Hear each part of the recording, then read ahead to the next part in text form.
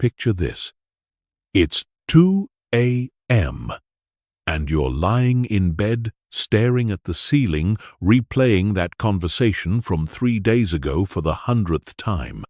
Your mind is spinning through every possible scenario about tomorrow's presentation, analyzing every word choice, every potential outcome, everything that could go wrong. Sound familiar? Here's the brutal truth. While you've been overthinking, someone else with half your intelligence and twice your confidence just made the decision you've been agonizing over for weeks. They took action. They moved forward. They got results. Meanwhile, you're still stuck in your head, trapped in an endless loop of analysis that's slowly suffocating your potential.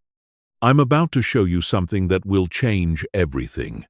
Overthinking isn't a sign of intelligence. It's not careful planning. It's not being thorough. Overthinking is a mental prison that's stealing your time, your energy, and your opportunities. And the solution? It's simpler than you think. In the next 15 minutes, you're going to discover why your brain tricks you into overthinking, the hidden costs that are destroying your life, and most importantly, the simple system that will free you from this mental trap forever. By the end of this video, you'll have the tools to make faster decisions, take confident action, and finally break free from the paralysis of analysis. But here's the catch. You have to actually apply what you learn. No more overthinking whether this advice will work. No more waiting for the perfect moment to start. The time is now. Chapter 1. The Overthinking Epidemic. We're living in the golden age of overthinking. Never before in human history have we had access to so much information, so many options, so many voices telling us what we should do, how we should think, what we should choose, and it's paralyzing us. Your great-grandfather didn't overthink whether to ask someone on a date. He just did it. Your grandmother didn't spend 3 hours researching the perfect restaurant for dinner. She cooked what was available. They didn't have the luxury of infinite choice, and ironically, that made them more decisive, more action-oriented, more successful in many ways. But here's what's really happening in your brain when you overthink. You're activating what neuroscientists call the default mode network. This is the part of your brain that becomes active when you're not focused on the outside world and your mind is wandering. It's the voice in your head that never stops talking, analyzing, worrying, planning. The problem is that this network was designed for a different world. Thousands of years ago, when our ancestors faced a rustling bush, overthinking could save their lives. Is it a predator? Is it the wind? Should I run or investigate? That careful analysis was the difference between survival and death. But in today's world, that same mechanism is working against you.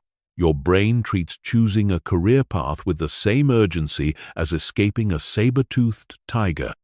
It floods you with cortisol, activates your fight-or-flight response, and keeps you in a state of chronic stress and indecision.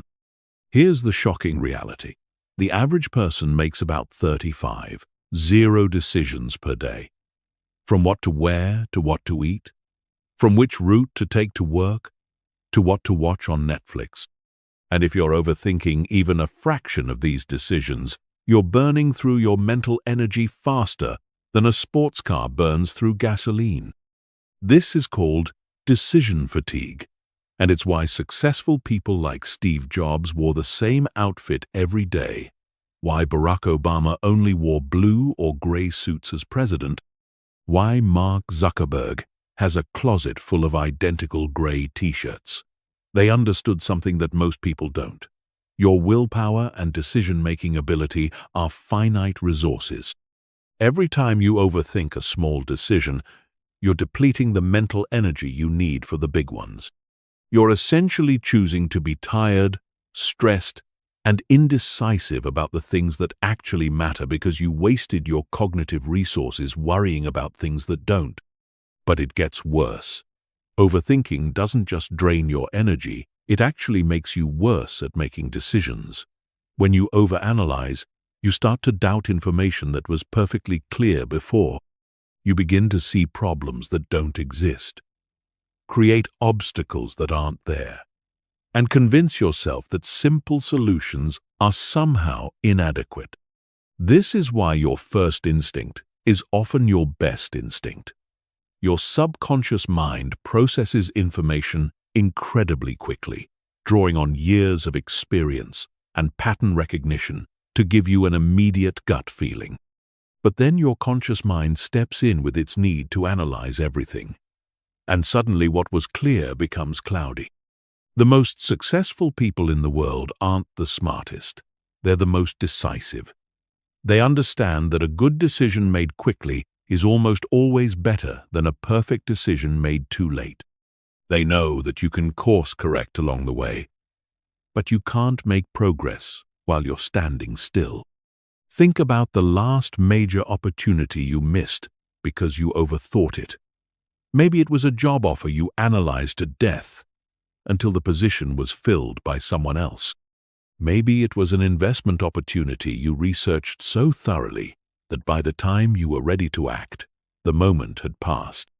Maybe it was asking someone out, starting a business, moving to a new city, or taking any kind of meaningful risk. Now think about how you felt afterward. Regret, right? Not because you made the wrong decision, but because you didn't make any decision at all. You let overthinking steal your opportunity, your confidence, your momentum. This epidemic of overthinking is creating a generation of smart, capable people who are paralyzed by their own intelligence. They know too much, consider too many variables, see too many potential outcomes. They're like chess grandmasters trying to calculate every possible move in a game where the rules keep changing. Chapter 2. The Neuroscience of Mental Paralysis. Let's dive deep into what's actually happening in your brain when you get stuck in overthinking mode. Understanding the neuroscience will help you recognize when it's happening and give you the power to interrupt the pattern. When you start overthinking, your brain activates several key regions simultaneously. The prefrontal cortex, responsible for executive function and planning, goes into overdrive. It's like having a computer with too many programs running at once. Everything slows down, gets glitchy, and eventually freezes. At the same time, your anterior cingulate cortex, which processes emotions and monitors for conflicts, starts firing rapidly. This is the part of your brain that notices when things don't feel right, when there's uncertainty, when you're facing a potential threat to your ego or well-being. It's essentially your internal alarm system, and when you overthink, it gets stuck in the on position. Meanwhile, your amygdala, the brain's fear center, begins releasing stress hormones like cortisol and adrenaline. These chemicals were designed to help you respond quickly to immediate physical threats. But when they're triggered by mental scenarios that may never happen, they create a state of chronic anxiety and hypervigilance. Here's where it gets really interesting. When your brain is in this overthinking state, it actually starts to form new neural pathways that reinforce the pattern. Every time you choose to analyze instead of act, you're literally rewiring your brain to be more indecisive in the future. It's like creating a mental rut that gets deeper every time you drive through it. This is why overthinking becomes addictive. Your brain starts to believe that more analysis equals better outcomes, even though research consistently shows the opposite. Studies have found that people who trust their gut instincts make better decisions than those who extensively deliberate, especially in complex situations with multiple variables. One of the most fascinating studies on this topic was conducted by researchers at the University of Amsterdam. They had participants choose between different cars based on multiple attributes. One group was asked to make an immediate decision, another was given time to consciously deliberate, and a third group was distracted with other tasks while their unconscious mind processed the information. The results were stunning. The group that was distracted and couldn't consciously overthink the decision actually made the best choices. Their unconscious minds were able to weigh all the factors without getting bogged down in analysis paralysis. This happens because your unconscious mind can process vastly more information than your conscious mind. While your conscious mind can handle about 7 pieces of information at once, your unconscious mind can process millions of pieces of data simultaneously. It's like comparing a calculator to a supercomputer. But here's the kicker. When you overthink, you're essentially forcing your calculator to do the supercomputer's job. You're taking a system that's designed for rapid, intuitive processing and trying to make it work like a slow, methodical analyzer. It's no wonder you feel mentally exhausted and confused. The overthinking brain also exhibits something called temporal discounting dysfunction. This is a fancy way of saying that when you're stuck in analysis mode, you become terrible at weighing immediate costs against future benefits. You start to overvalue minor risks and undervalue major opportunities. For example, you might spend weeks researching the perfect time to start investing, worried about market volatility and potential losses, while completely ignoring the massive opportunity cost of not investing at all. Your overthinking brain becomes so focused on avoiding small, immediate risks that it blinds you to large, long-term consequences. Neuroimaging studies show that overthinkers have increased activity in what's called the default mode network, a collection of brain regions that become active when you're not focused on the outside world. This network includes the medial prefrontal cortex, posterior cingulate cortex, and angular gyrus. And when it's overactive, it creates that constant mental chatter that never seems to stop. People with anxiety and depression often show hyperactivity in this network, which explains why overthinking is so closely linked to these conditions. The brain gets trapped in loops of self-referential thinking, constantly monitoring, analyzing, and worrying about internal states, instead of engaging with the external world. But here's the good news. Neuroplasticity means your brain can change. Just as you've trained your brain to overthink through repetition, you can train it to be more decisive through different kinds of repetition. Every time you catch yourself overthinking and choose to take action instead, you're building new neural pathways that support quick, confident decision-making. The key is understanding that your brain's tendency to overthink isn't a character flaw or a sign of intelligence. It's simply a pattern that can be changed. Like any habit, it feels automatic and natural because you've practiced it so many times, but that doesn't mean it's serving you. Chapter 3. The Hidden Costs of Analysis Paralysis. While you've been sitting there analyzing every possible outcome, life has been passing you by. The hidden costs of overthinking are far more devastating than most people realize, and they compound over time like interest on a debt you never knew you owed. Let's start with the most obvious cost: time. The average overthinker spends 2-3 hours per day stuck in mental loops, analyzing decisions that could be made in minutes. That's 14-21 hours per week, or roughly 731,095 hours per year. To put that in perspective, you could learn a new language, master a musical instrument, or build a substantial side business with that time. But time isn't the only thing you're losing. Every moment spent overthinking is a moment not spent taking action. And action is what creates results. While you're perfecting your business plan, someone else is launching their imperfect version and learning from real customer feedback. While you're researching the perfect workout routine, someone else is at the gym building muscle and strength. This leads to what psychologists call analysis paralysis, the state where you've analyzed a situation so thoroughly that you become incapable of making any decision at all. You've considered every angle, every risk, every possible outcome, and instead of feeling more confident, you feel overwhelmed and frozen. The irony is brutal. The more you think about a decision, the less confident you become in your ability to make it. This happens because overthinking activates your brain's error detection system, which starts to find problems and inconsistencies that weren't apparent before. What seemed like a clear choice becomes murky and complicated.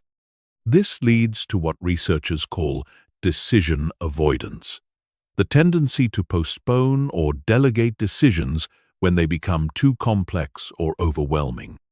You might tell yourself you're being careful and thorough, but what you're really doing is avoiding the discomfort of commitment and the possibility of being wrong. The financial costs of overthinking are staggering. In the investment world, analysis paralysis costs people millions of dollars every year. While overthinkers are researching the perfect stock, bond, or real estate investment, markets move, opportunities disappear, and compound interest works against them instead of for them. Career-wise, overthinking is equally destructive.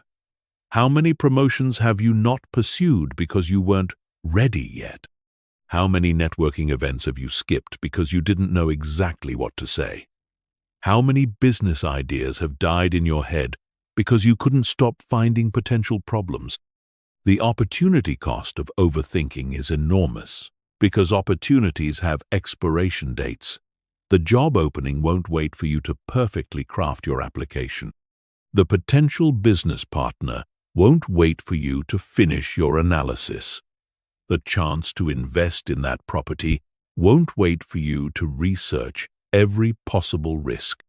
But perhaps the most devastating cost is psychological. Chronic overthinking erodes your confidence in your own judgment.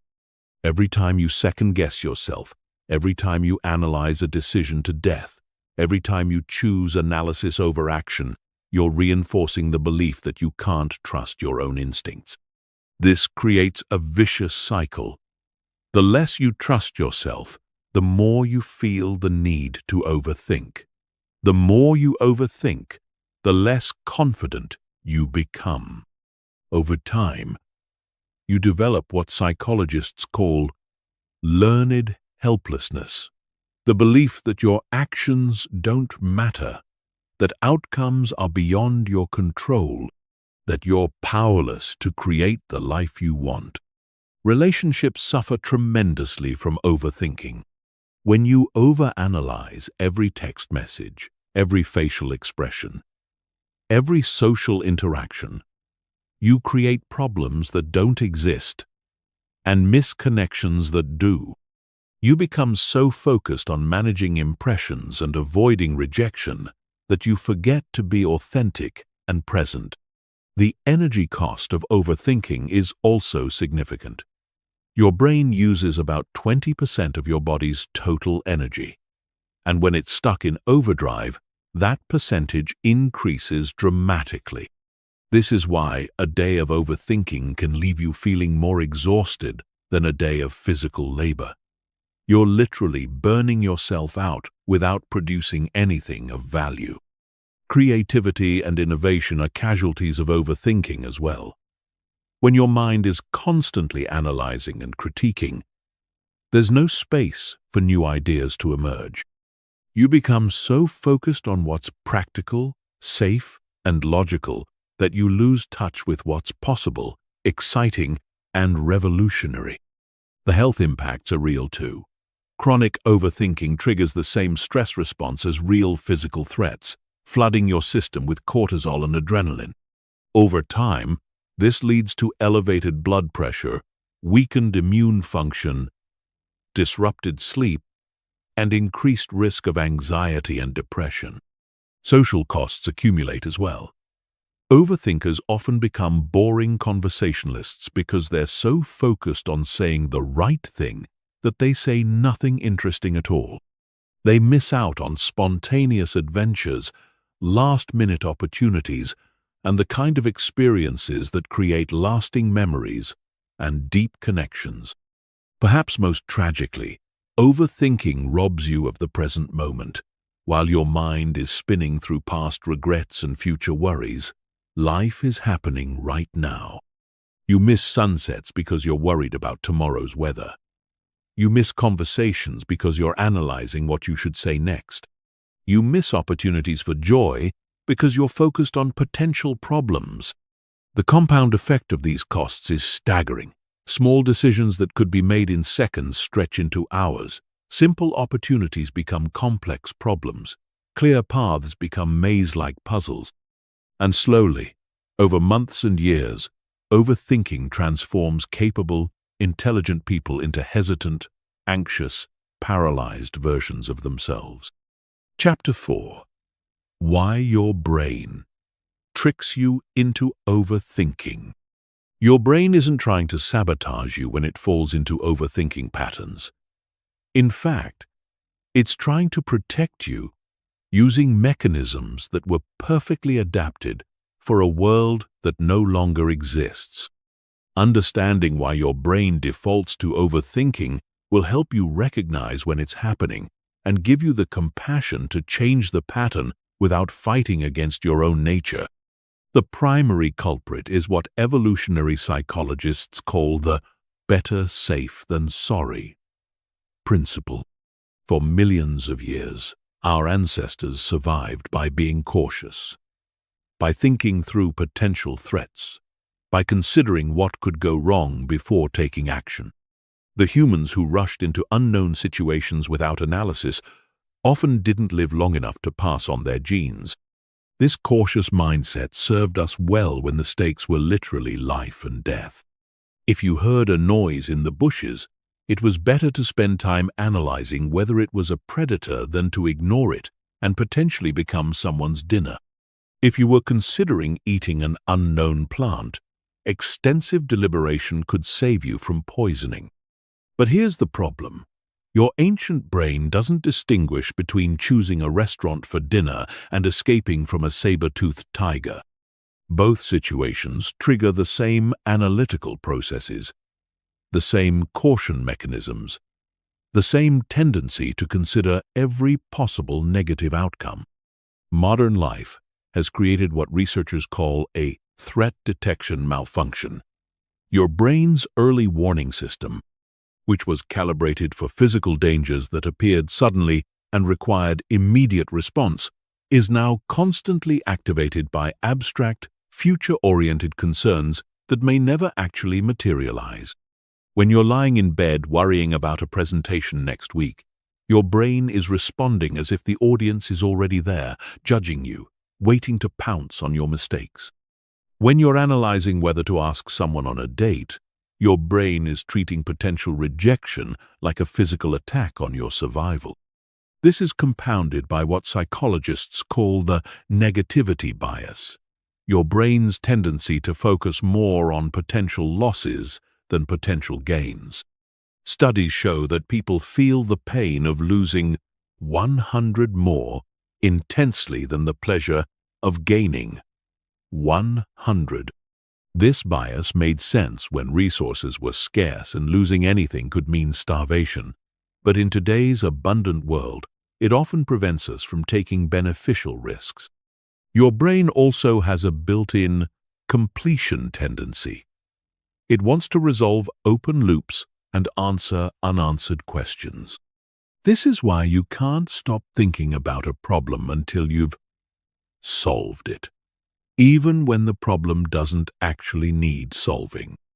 Your brain perceives unresolved decisions as threats to your sense of control and competence. Social media and information overload have hijacked these natural tendencies.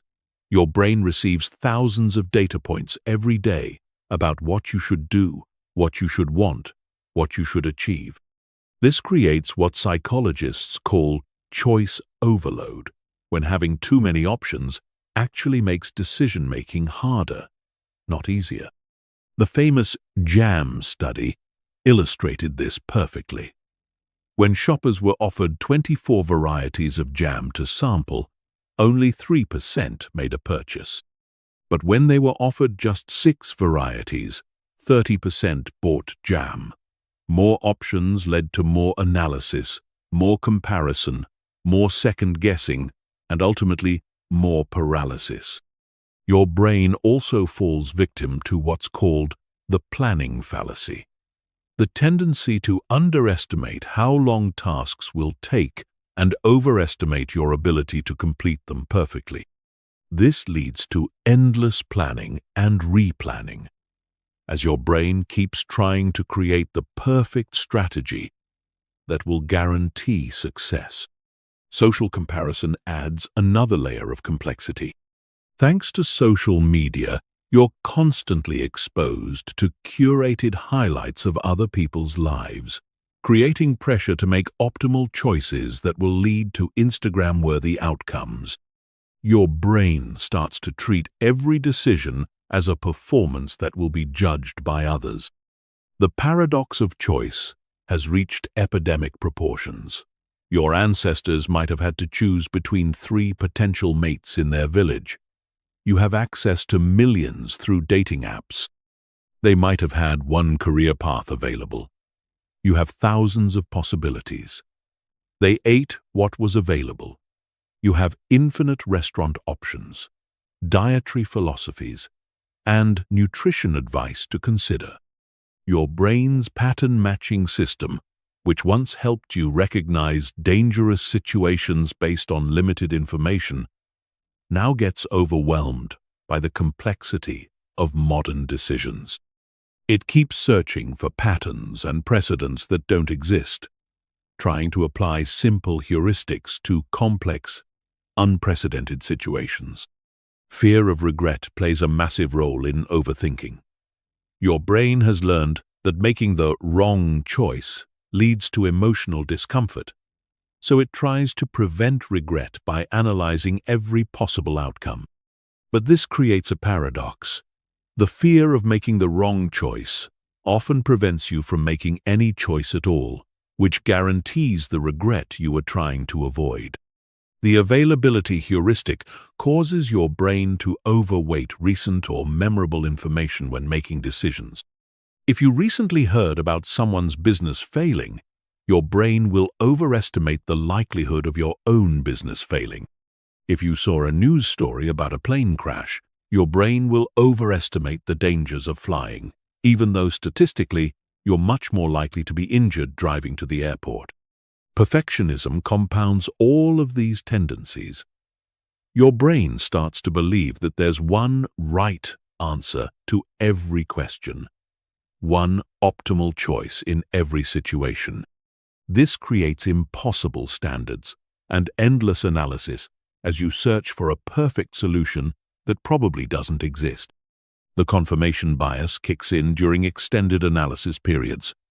Your brain starts to seek information that confirms your existing fears or doubts while ignoring evidence that supports taking action. If you're scared of starting a business, you'll find every article about business failures while somehow missing all the success stories. Understanding these mechanisms isn't about judging your brain or trying to override its natural tendencies. It's about recognizing when these protective systems are working against you in modern contexts and developing strategies to work with your brain's nature while still taking decisive action. Chapter 5. The Illusion of Productive Thinking. Here's the most dangerous lie your brain tells you about overthinking: that it's productive. That all that mental spinning, analyzing, and planning is actually accomplishing something valuable. that you're being responsible, thorough, and intelligent by considering every angle before taking action. This illusion is so convincing that many overthinkers wear their analysis paralysis like a badge of honor. They tell themselves they're being careful, strategic, or thoughtful. They look at people who make quick decisions and judge them as impulsive, reckless, or shallow. But the research tells a completely different story. Studies consistently show that excessive deliberation leads to worse outcomes, not better ones. When researchers track decision quality over time, they find that people who trust their initial instincts and act quickly generally achieve better results than those who analyze extensively before acting. Why does this happen? Because thinking and doing activate completely different parts of your brain. When you're thinking about riding a bicycle, you use your prefrontal cortex to analyze balance, speed, and steering. But when you're actually riding a bicycle, you use your cerebellum and motor cortex to execute smooth, automatic movements. The thinking brain and the doing brain operate on entirely different systems. The same principle applies to every area of life. You can think about having a conversation with someone for hours, planning what you'll say, anticipating their responses, rehearsing your reactions.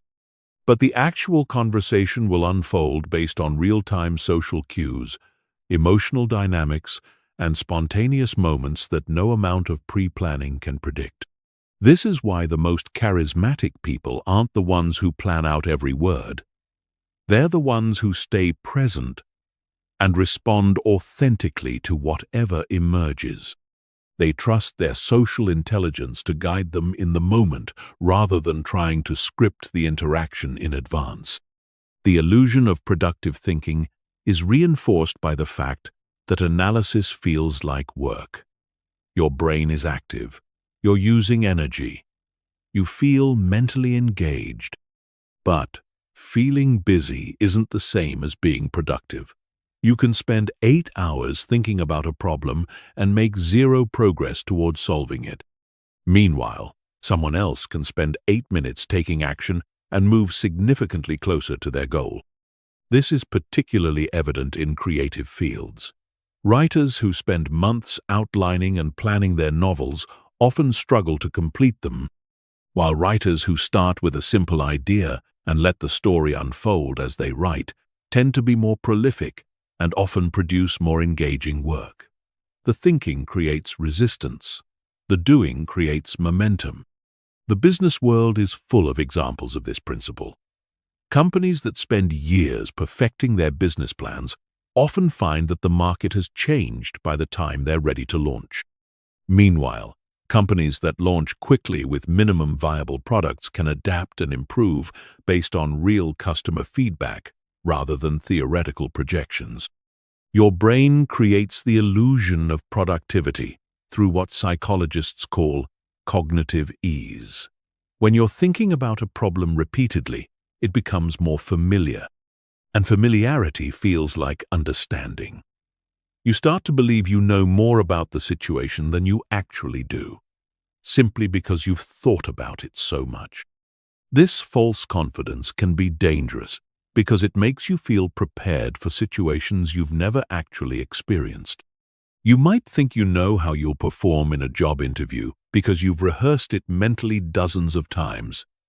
But mental rehearsal is fundamentally different from real-world performance under pressure. The planning fallacy demonstrates this perfectly.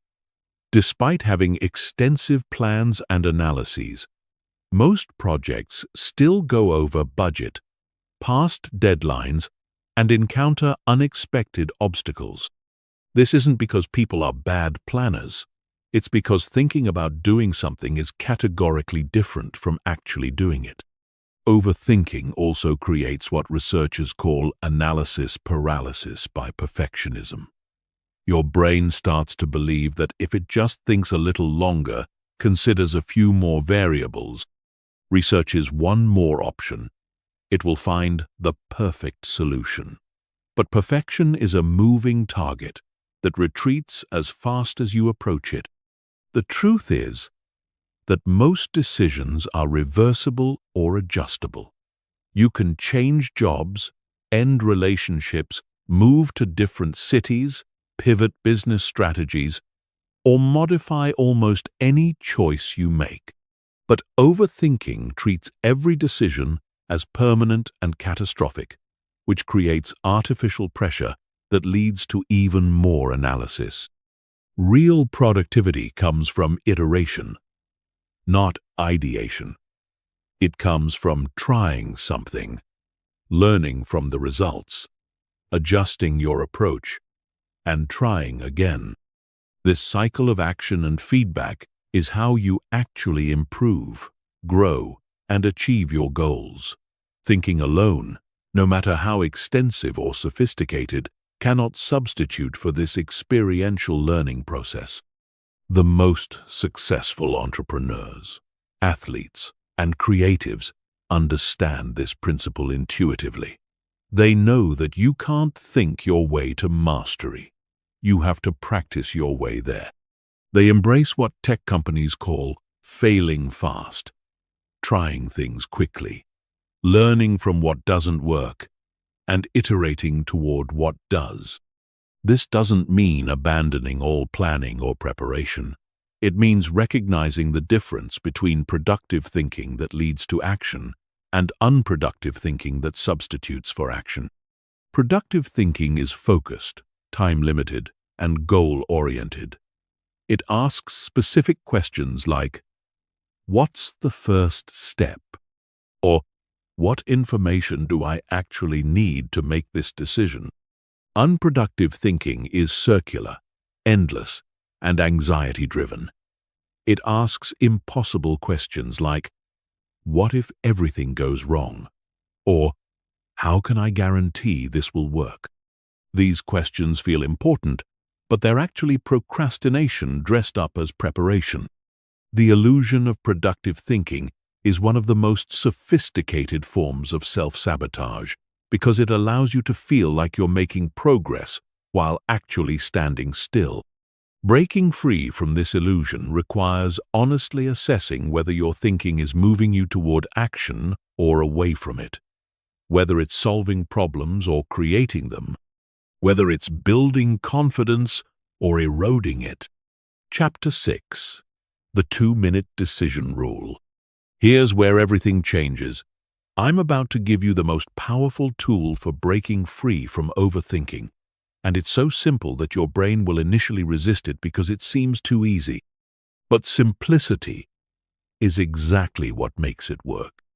The 2-Minute Decision Rule states this: if a decision can be made with the information you currently have and won't have irreversible, catastrophic consequences, give yourself exactly 2 minutes to decide. Not 2 hours, not 2 days, not 2 weeks, 2 minutes. Here's how it works in practice. Set a timer for 2 minutes. During those 2 minutes, you can consider the options, weigh the pros and cons, think through the immediate consequences. But when that timer goes off, you must make a decision.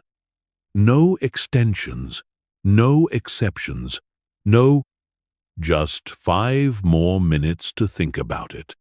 The magic of this rule isn't in the time limit itself.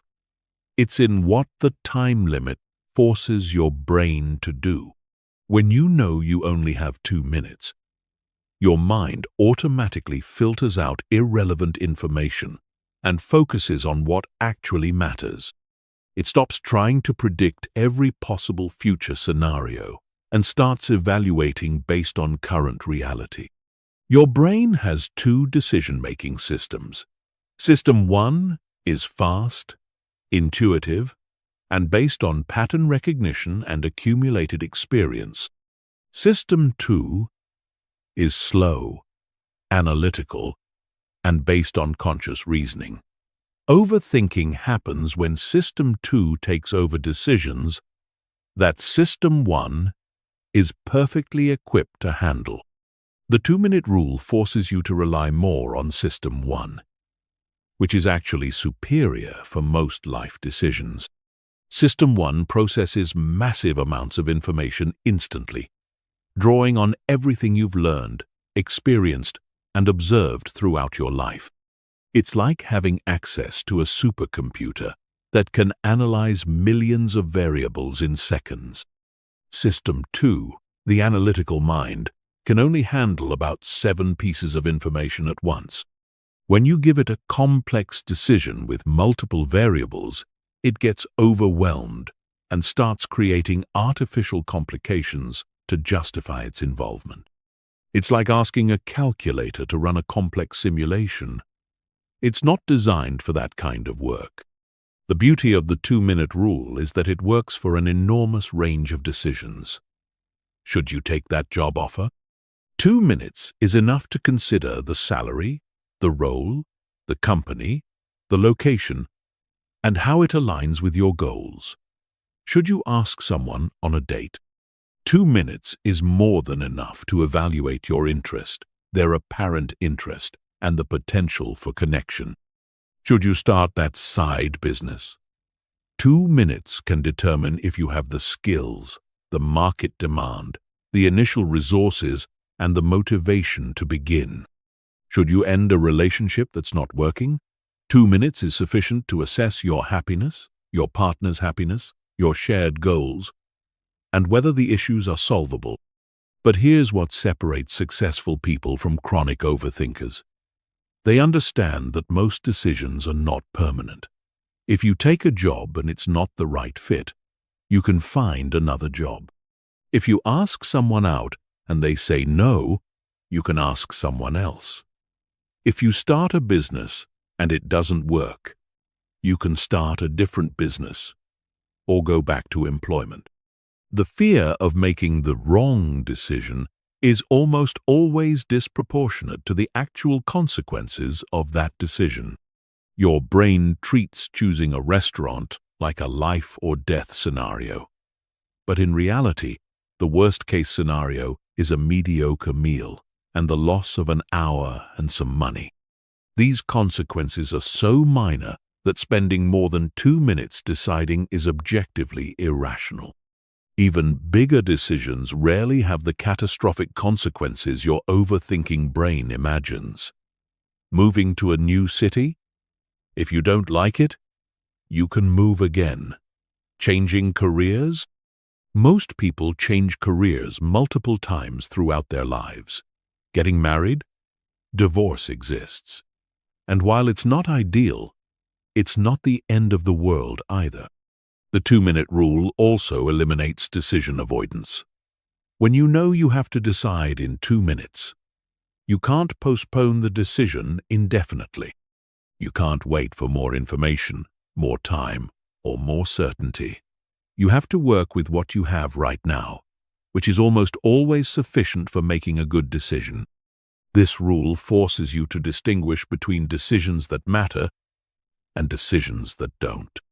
If you can't decide something in 2 minutes, ask yourself, is this decision actually important enough to warrant extended analysis? Or am I overthinking something that will have minimal impact on my life?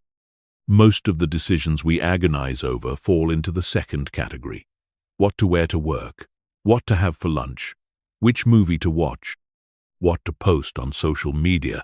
These micro-decisions consume enormous amounts of mental energy despite having virtually no impact on our long-term well-being or success. The 2-minute rule also builds decision-making confidence. Every time you make a quick decision and survive the consequences, which you almost always will, you prove to yourself that extensive analysis isn't necessary. You start to trust your judgment, your instincts, your ability to handle whatever results from your choices. Start implementing this rule immediately with low-stakes decisions. When you're choosing what to eat for lunch, set a 2-minute timer and decide. When you're picking something to watch on Netflix, give yourself 2 minutes max. When you're deciding whether to go to a social event, 2 minutes is plenty. As you build confidence with small decisions, Gradually apply the rule to bigger ones. The key is to start where the stakes are low, so you can prove to yourself that quick decisions don't lead to disaster. In fact, you'll likely find that your quick decisions are just as good as, and often better than, your extensively analyzed ones. Remember, the goal isn't to make perfect decisions. The goal is to make good enough decisions quickly, so you can spend your time and energy implementing those decisions rather than endlessly reconsidering them. Action beats analysis every single time. The 2-minute rule will feel uncomfortable at first because it goes against everything your overthinking brain believes about decision-making. Your brain will insist that important decisions require more time, more analysis, more consideration. But your brain is wrong. Most decisions require more action, not more thought. Chapter 7. The 80% Rule and Good Enough Decision-Making. Perfectionism is the fuel that powers the overthinking engine. Your brain becomes convinced that there's one optimal choice in every situation. One perfect path forward. One ideal outcome that can be achieved if you just analyze long enough and hard enough. This pursuit of perfection is what keeps you stuck, paralyzed, and perpetually dissatisfied with your decisions. The 80% rule offers a radical alternative. Make decisions when you have 80% of the information you think you need, and you're 80% confident in your choice. Don't wait for 100% certainty, because it doesn't exist. Don't hold out for perfect information, because you'll never have it. Don't demand guarantees, because life doesn't offer them. This rule is based on a fundamental truth that overthinkers struggle to accept. In most situations, a good decision made quickly beats a perfect decision made too late. The remaining 20% of information you're waiting for rarely changes the fundamental nature of the decision, but it can cost you the opportunity to act when action matters most. Military leaders understand this principle intimately. In combat situations, waiting for perfect intelligence can mean the difference between victory and defeat, between life and death. They operate on what they call the 70% solution. If you have 70% of the information and 70% confidence, you act. The speed of decision matters more than the perfection of decision. Business leaders operate similarly. Amazon's Jeff Bezos was famous for making decisions with what he called disagree and commit. If he was 70% confident in a direction, he would fully commit to it, rather than spending months trying to get to 90% confidence. This decision-making speed was a key factor in Amazon's ability to innovate and dominate multiple markets. The 80% rule works because of diminishing returns on analysis. The first 20% of your research typically provides 80% of the useful information. The next 60% of research provides only 20% additional value. The final 20% of research, the part that gets you from pretty sure to absolutely certain, provides almost no additional value while consuming enormous amounts of time and energy. Think about buying a car. The first hour of research tells you about reliability ratings, price ranges, fuel efficiency, and safety scores. The second hour might teach you about specific features, warranty details, and dealer incentives. But the 20th hour of research, you're probably comparing thread counts on floor mats or analyzing the exact shade differences between paint options. That's not productive research. That's procrastination disguised as preparation. The 80% rule also acknowledges a crucial reality. You can course correct as you go. Most decisions aren't permanent, and most mistakes are recoverable. If you choose a direction and new information emerges that suggests a different path would be better, you can adjust. But you can't make progress while you're standing still, waiting for perfect clarity. This principle applies powerfully to career decisions. You don't need to find the perfect job. You need to find a good job that moves you in the right direction. You can learn what you like and don't like through actual experience, then use that information to make your next career move.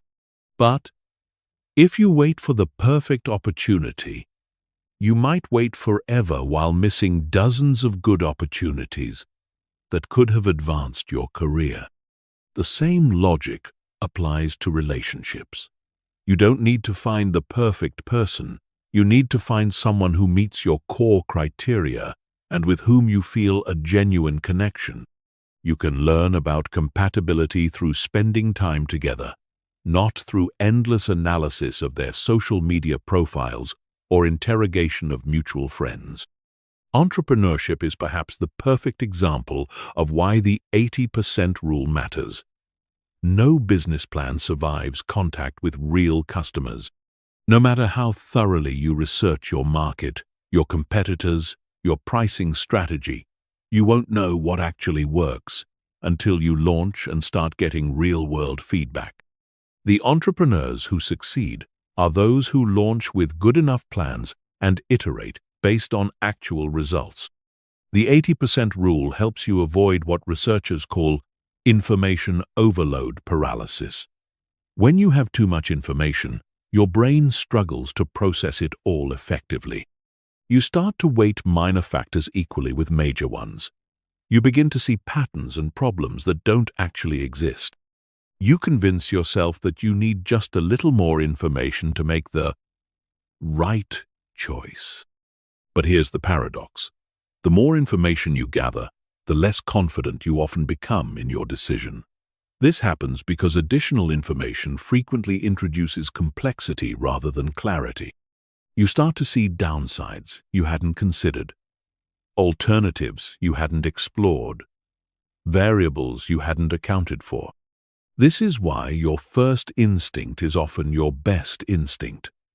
Your initial reaction to a situation is based on rapid processing of the most relevant information, filtered through your experience and intuition.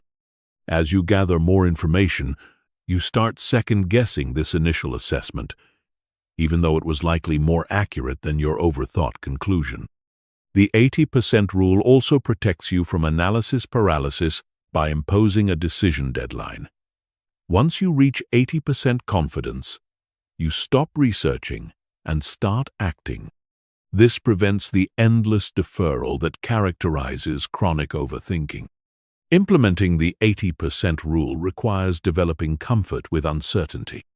You have to accept that you'll never have complete information, that some risk is inherent in every decision, that you can't control every outcome. This acceptance is liberating because it frees you from the impossible burden of trying to predict and prevent every possible negative consequence. Start practicing with decisions where the stakes are moderate. When you're choosing a vacation destination, stop researching when you're 80% sure about a place. When you're deciding whether to attend a social event, make the call when you're 80% confident about your preference. When you're considering a purchase, buy it when you're 80% satisfied with your research. The key is to recognize the difference between useful information and information gathering as procrastination. Useful information directly impacts your decision. Procrastination information is just more data that makes you feel busy without actually moving you closer to a choice. Remember, the goal isn't to be right 100% of the time. That's impossible. The goal is to be right often enough that your quick decisions create better outcomes than your slow ones. And research consistently shows that people who make faster decisions with less information often achieve better results than those who analyze extensively before acting. The 80% rule teaches you to trust yourself, to value speed over perfection, and to embrace the iterative nature of life. You make the best decision you can with the information you have, then adjust course as new information emerges. This approach leads to faster progress, less stress, and surprisingly better outcomes than the perfectionist alternative. Chapter 8. Creating Decision: Deadlines that Actually Work. One of the most insidious aspects of overthinking is how it creates the illusion of productivity while actually preventing progress. You tell yourself you're still deciding or gathering more information, but what you're really doing is avoiding the discomfort of commitment. Decision deadlines cut through this self-deception by forcing action within a specific time frame. But not all decision deadlines work. Most people set arbitrary deadlines that their brains don't take seriously. Or they set unrealistic deadlines that create stress without promoting good decision-making. Effective decision deadlines have specific characteristics that make them psychologically compelling and practically useful. First, effective deadlines are tied to external consequences, not just internal preferences. If you tell yourself you'll decide about a job offer by the end of the week, your brain knows there's no real consequence for missing that deadline. But if the job offer expires at 5 p.m. on Friday, your brain treats that as a hard boundary that must be respected. This is why artificial scarcity works so effectively in marketing. When a sale is ending at midnight, when there are only 3 items left in stock, when an offer is available for the next 24 hours only, your brain shifts into decision mode. It stops analyzing and starts choosing because the window of opportunity is closing. You can create this same urgency for your own decisions by tying them to real external deadlines.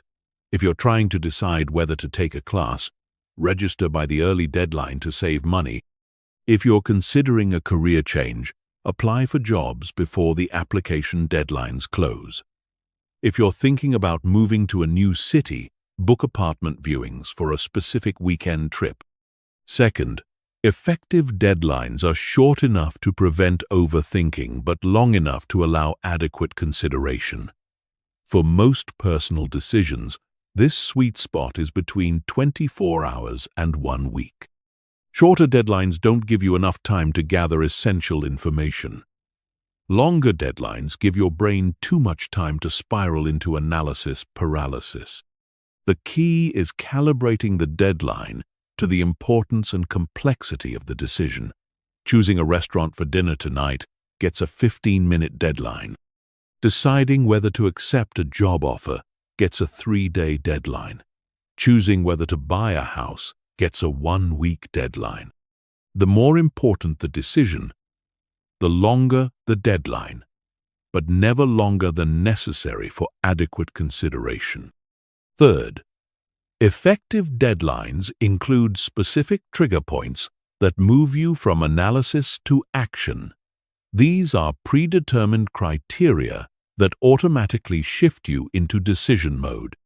For example, I'll research vacation options for 2 hours, then book whichever destination seems most appealing. Or, I'll consider this relationship for 1 month, then decide whether to commit or end it.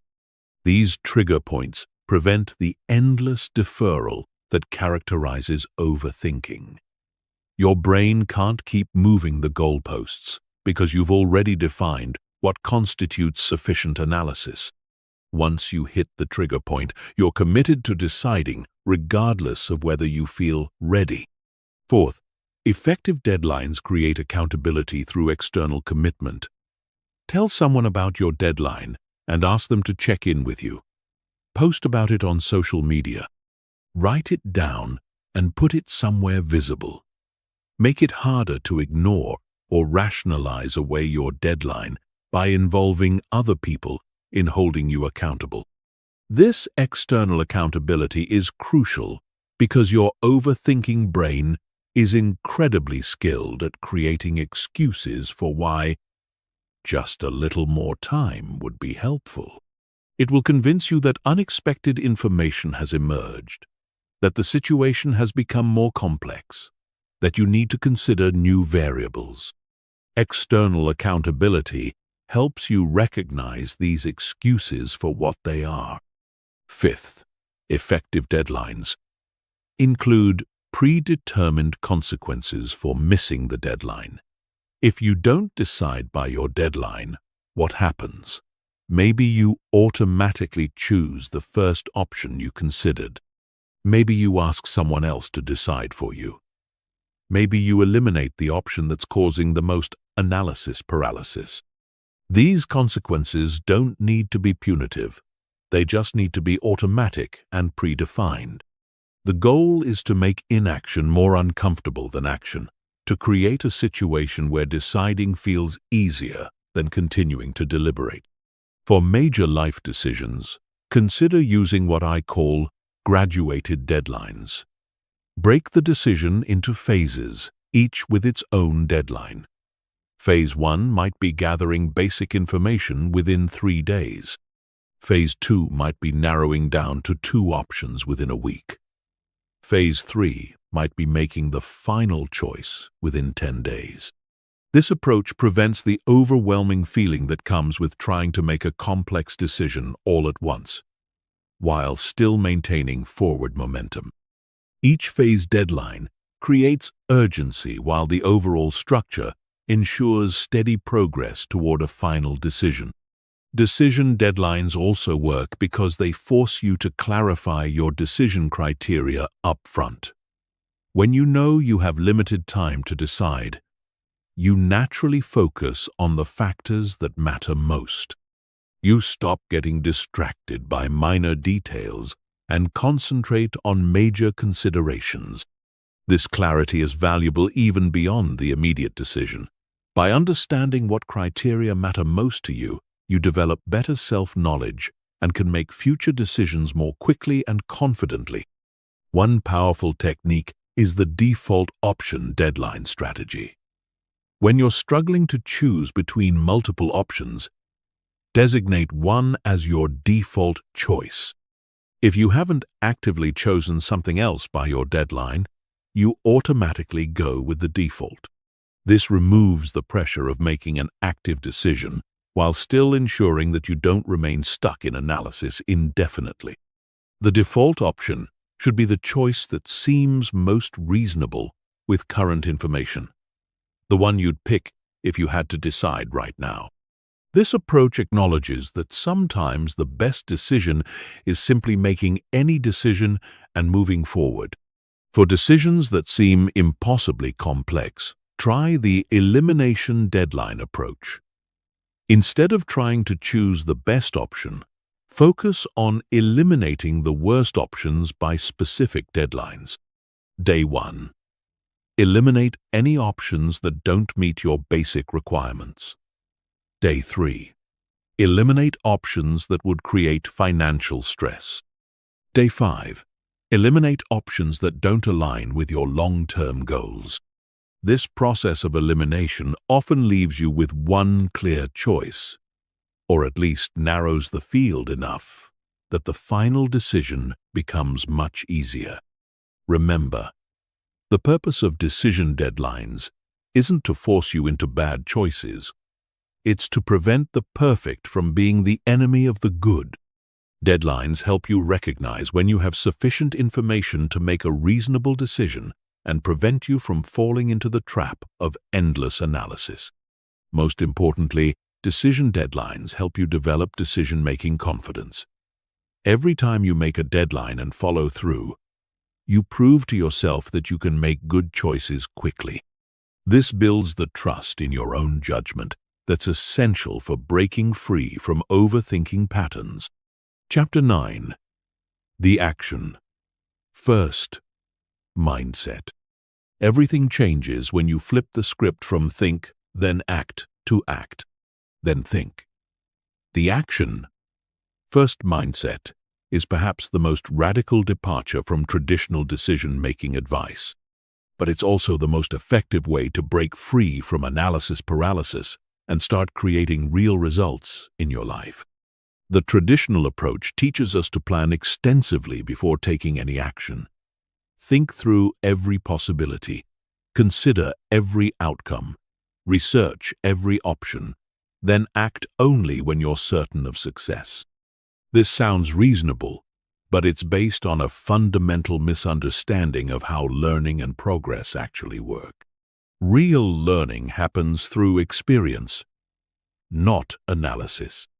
You can read every book about swimming, watch every instructional video, study every technique, but you won't actually know how to swim until you get in the water and start moving. The same principle applies to every meaningful skill and life decision. The action-first mindset recognizes that action generates information that thinking alone cannot provide. When you start before you're ready, when you begin before you feel prepared, when you act despite uncertainty, you gain access to feedback, data, and insights that no amount of pre-planning could have revealed. This is why minimum viable products are so powerful in business. Instead of spending months or years perfecting a product based on theoretical customer needs, companies launch basic versions quickly and improve them based on real customer feedback. This approach consistently produces better results than extensive upfront planning. The same strategy works for personal decisions. Instead of spending months researching the perfect career path, start taking small actions in directions that interest you. Volunteer in that field. Take a relevant class. Interview people who do that work. Shadow someone for a day. These actions will teach you more about whether it's the right fit than any amount of abstract research. The action-first mindset also leverages what psychologists call implementation intention. When you commit to taking specific actions by specific dates, your brain automatically starts scanning for opportunities and resources to support those actions. You become more likely to notice relevant information, meet helpful people, and discover unexpected possibilities. This happens because action creates momentum, and momentum attracts resources. When you're actively working toward something, people can see your commitment and are more likely to offer help, advice, or opportunities. When you're just thinking about something, there's nothing visible for others to support. Consider the difference between saying, "I'm thinking about starting a business," and saying, "I'm launching my business next month." The first statement invites casual conversation but no real support. The second statement signals serious intent and often generates offers of help, connections, and resources. The action-first mindset doesn't mean acting recklessly or without any consideration. It means taking the smallest possible action that will generate useful information or move you in your desired direction. These small actions compound over time into significant progress, while small amounts of thinking compound into nothing but mental fatigue.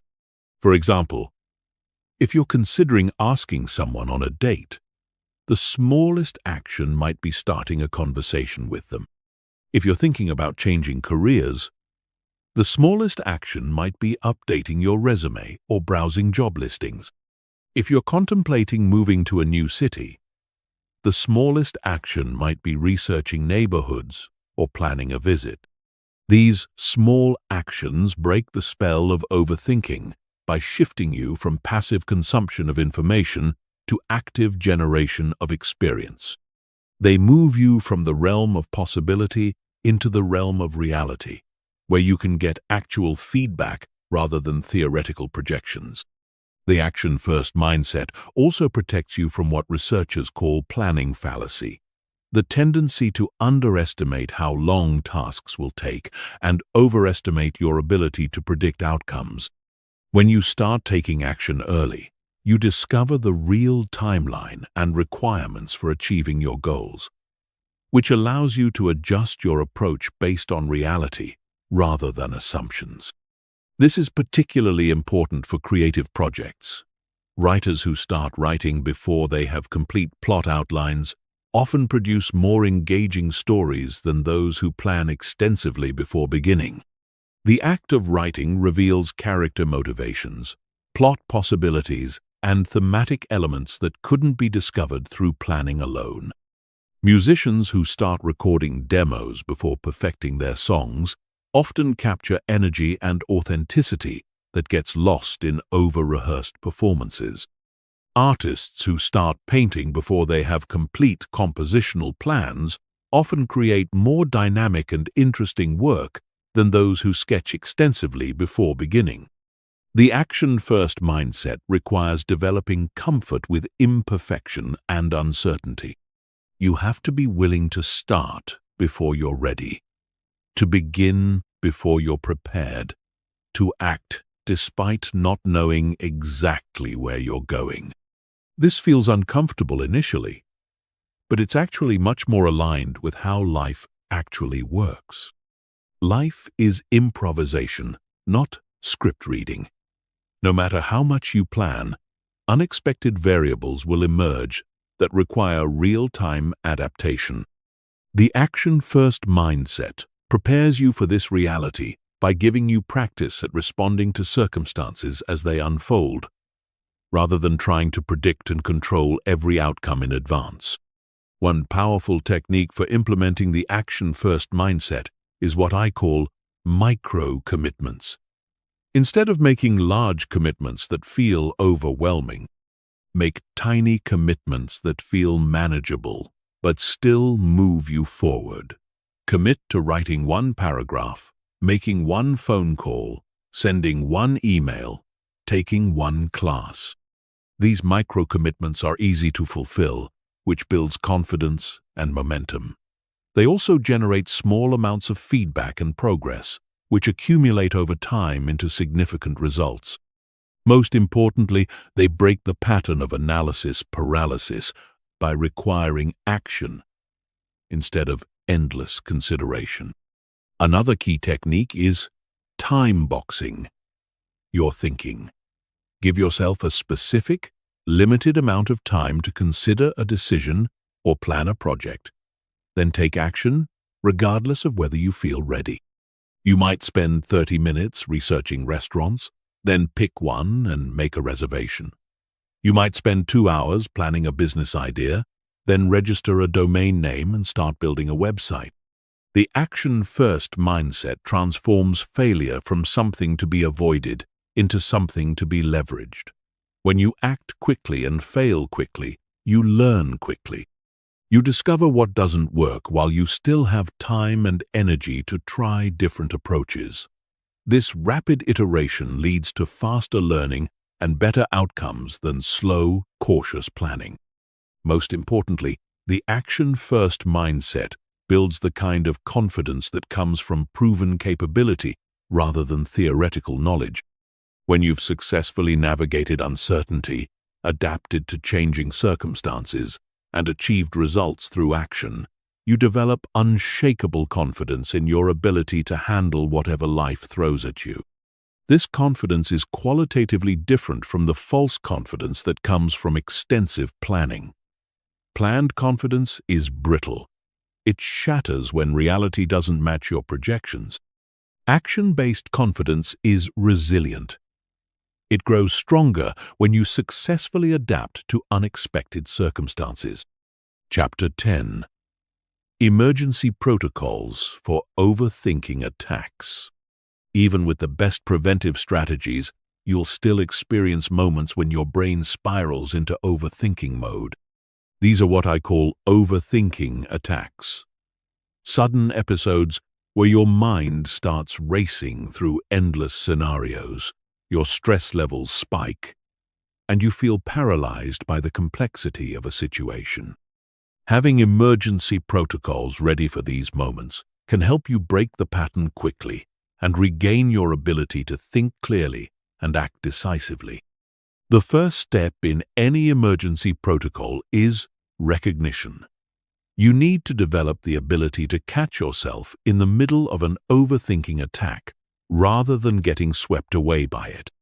The earlier you recognize what's happening, the easier it is to interrupt the pattern and redirect your mental energy. Common signs of an overthinking attack include your heart rate increasing as you think about a situation, your mind jumping rapidly between different scenarios or outcomes, feeling overwhelmed by the number of variables to consider, having the same thoughts loop repeatedly without resolution, feeling physically tense or restless while thinking, or finding yourself researching the same topics obsessively without making progress. Once you recognize that you're in overthinking mode, the first emergency protocol is what I call the circuit breaker. Just like an electrical circuit breaker stops dangerous power surges, this technique stops dangerous thought surges before they can do damage to your decision-making capability. The circuit breaker has 3 steps: stop, breathe, and ground. First, literally say, stop, out loud or in your head. This interrupts the thought pattern and creates a moment of awareness. Second, take 5 deep breaths, focusing only on the sensation of air entering and leaving your lungs. This activates your parasympathetic nervous system and reduces stress hormones.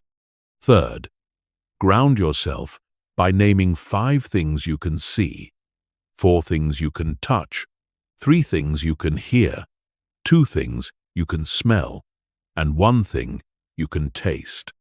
This grounding technique, known as the 5-4-3-2-1 method, pulls your attention away from abstract worries and back to present-moment reality. It's almost impossible to overthink about future scenarios when you're fully engaged with immediate sensory experience. The second emergency protocol is the 2-question filter. When you're overwhelmed by the complexity of a situation, ask yourself only 2 questions. What's the worst realistic outcome if I make the wrong choice? And what's the cost of not deciding at all? These questions help you gain perspective on whether your overthinking is proportionate to the actual stakes involved. Most of the time, you'll discover that the worst realistic outcome is much less catastrophic than your anxious brain is suggesting, while the cost of indecision is much higher than you've been acknowledging. This realization often provides the clarity you need to move forward with confidence. The third protocol is the constraint method. When you're paralyzed by too many options or variables, artificially constrain your choices to make the decision more manageable. If you're overthinking a career change, limit yourself to considering only 3 specific job opportunities. If you're overwhelmed by investment options, choose between only 2 or 3 specific investments. These constraints aren't permanent. You can always expand your options later if needed. But in the moment of overthinking, reducing complexity helps your brain process the decision more effectively. It's like clearing clutter from a messy room so you can actually see what you're working with. The 4th protocol is the timer technique. Set a timer for 10 minutes and allow yourself to think about the situation intensively during that time. Write down every concern, every option, every potential outcome that comes to mind. Don't try to solve anything. Just capture all the thoughts that are swirling around in your head. When the timer goes off, stop thinking and start acting. Pick the first reasonable option from your list and take 1 small step toward it. The purpose isn't to make the perfect choice, but to break the paralysis and generate momentum. You can always adjust course later, but you can't make progress while you're stuck in analysis mode. The 5th protocol is the outside perspective technique. When you're deep in overthinking, you lose perspective on your situation. Ask yourself, what would I tell my best friend if they came to me with this exact problem? Often, the advice you'd give to someone else is clearer and more practical than the solutions your anxious brain generates for yourself. You can also literally ask someone else for their perspective, but be specific about what kind of help you need. Don't ask for more analysis. You already have too much of that. Instead, ask for their gut reaction, their immediate impression, or what they would do in your situation. Fresh perspectives can cut through the mental fog that clouds your own judgment.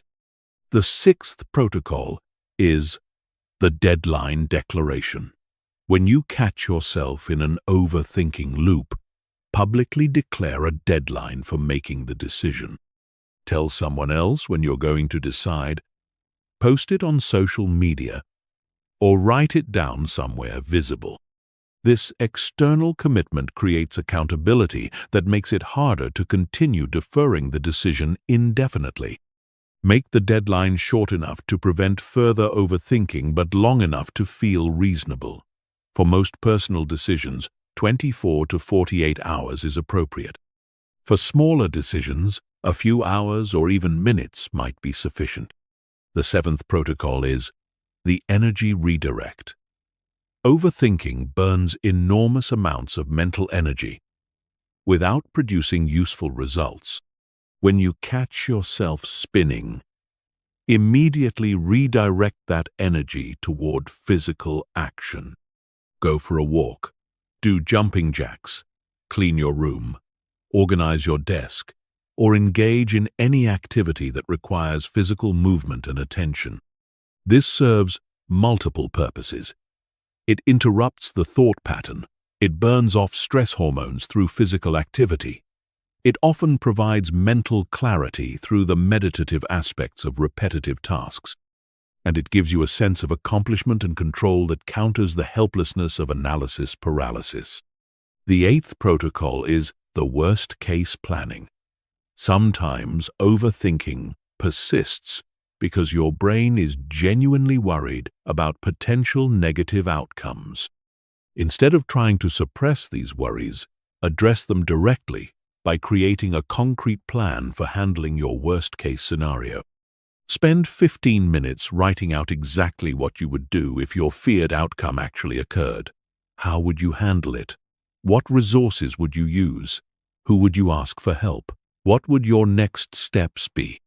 This planning often reveals that even worst-case scenarios are manageable, which reduces anxiety and frees you to make decisions with greater confidence. Remember, these emergency protocols are tools, not permanent solutions.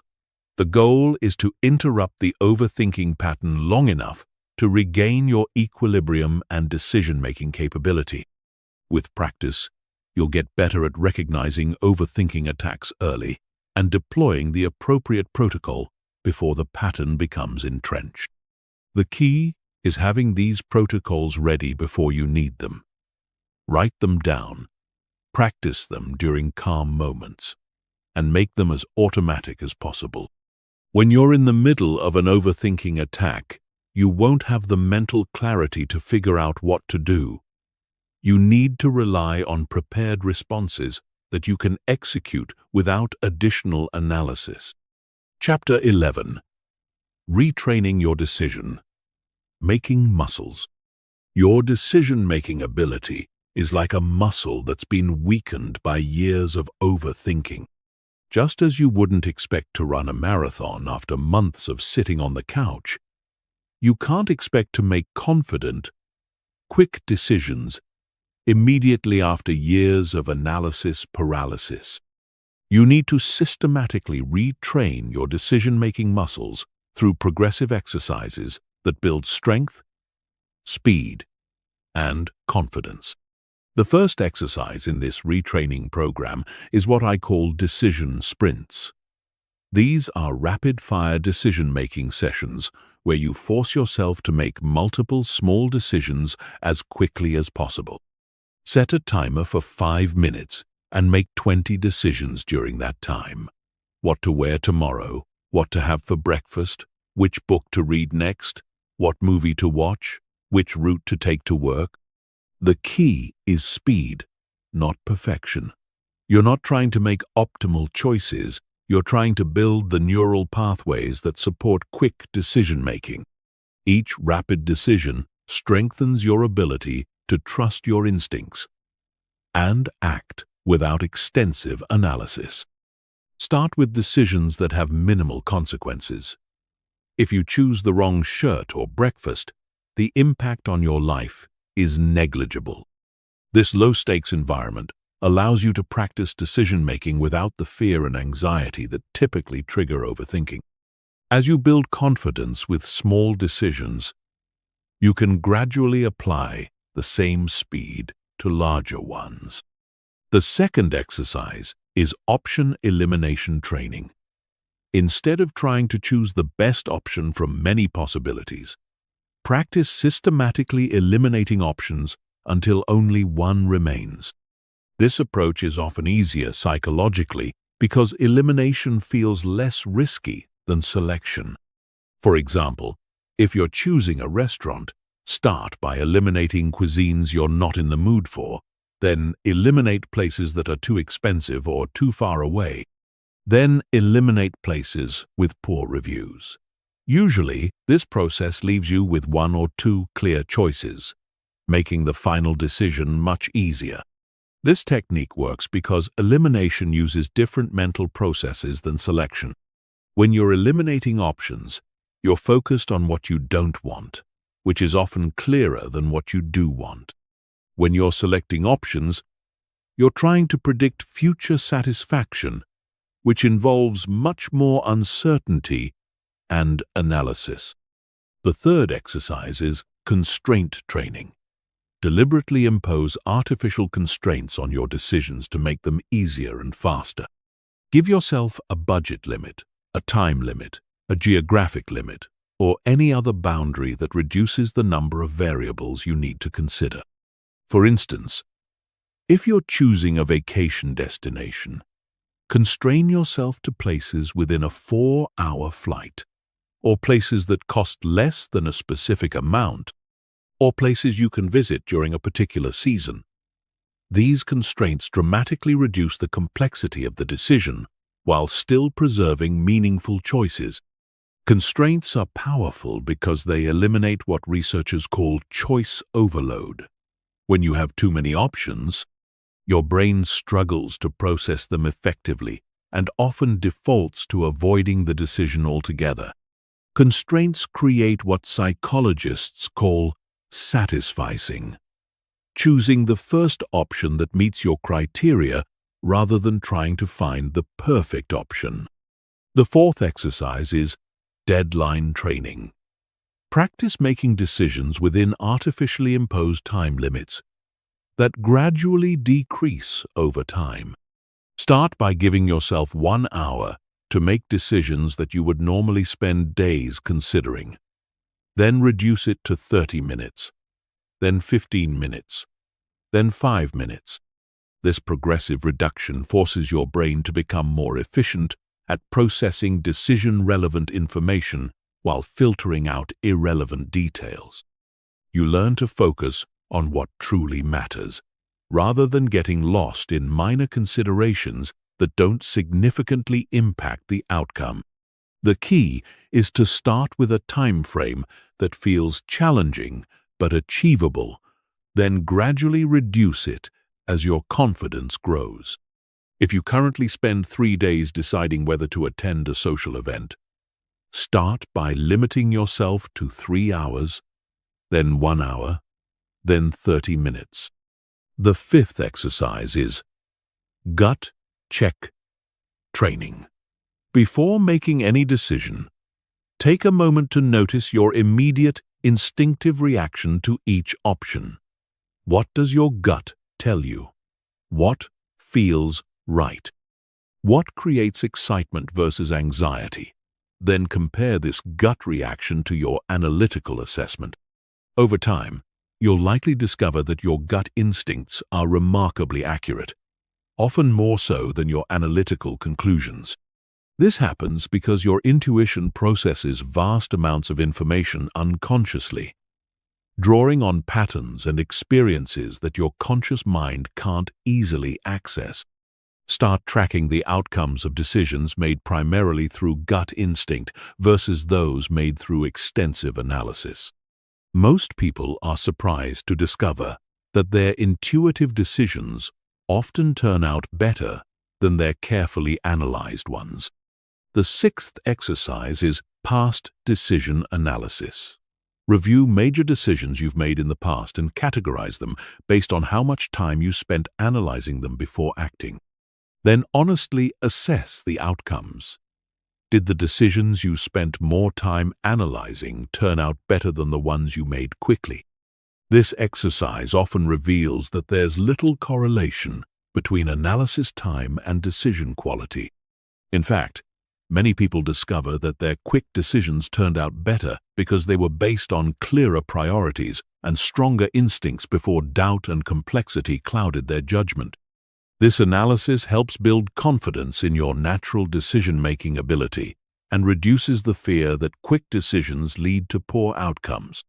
It provides evidence that extensive analysis doesn't necessarily improve results and may actually make them worse. The seventh exercise is decision momentum building. Instead of treating each decision as an isolated event, practice making decisions in clusters. When you successfully make one quick decision, immediately make another one while you're still in decisive mode. This capitalizes on what psychologists call behavioral momentum, the tendency for actions to build on themselves. When you're in action mode, it's easier to continue acting. When you're in analysis mode, it's easier to continue analyzing. By clustering your decisions, you can maintain momentum and avoid falling back into overthinking patterns. The eighth exercise is confidence calibration. After making quick decisions, predict how confident you'll feel about the choice in 1 week. Then actually check back in a week and assess your actual confidence level.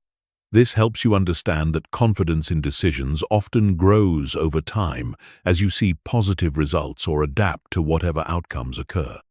Most people discover that they feel more confident about their quick decisions after living with them for a while, even when the outcomes aren't perfect. This happens because taking action creates a sense of agency and control that analysis alone cannot provide. The ninth exercise is social decision-making. Practice making group decisions quickly by taking the lead in suggesting options and moving toward consensus rapidly. Instead of endlessly discussing where to go for dinner or what movie to watch, practice saying, "How about we try that new Italian place?" Or, "I vote for the action movie. Anyone strongly opposed?" This builds your confidence in making decisions that affect others and helps you develop the skill of reading group dynamics quickly rather than trying to achieve perfect consensus. Most people appreciate someone who can help move group decisions forward efficiently. The final exercise is decision documentation.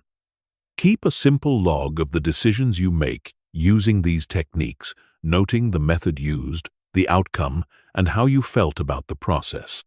This creates a record of success that you can reference when doubt creeps in.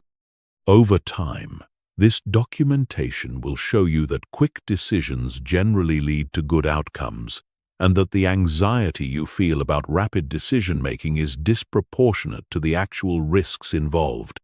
This evidence-based confidence is much more durable than confidence based on theory or wishful thinking.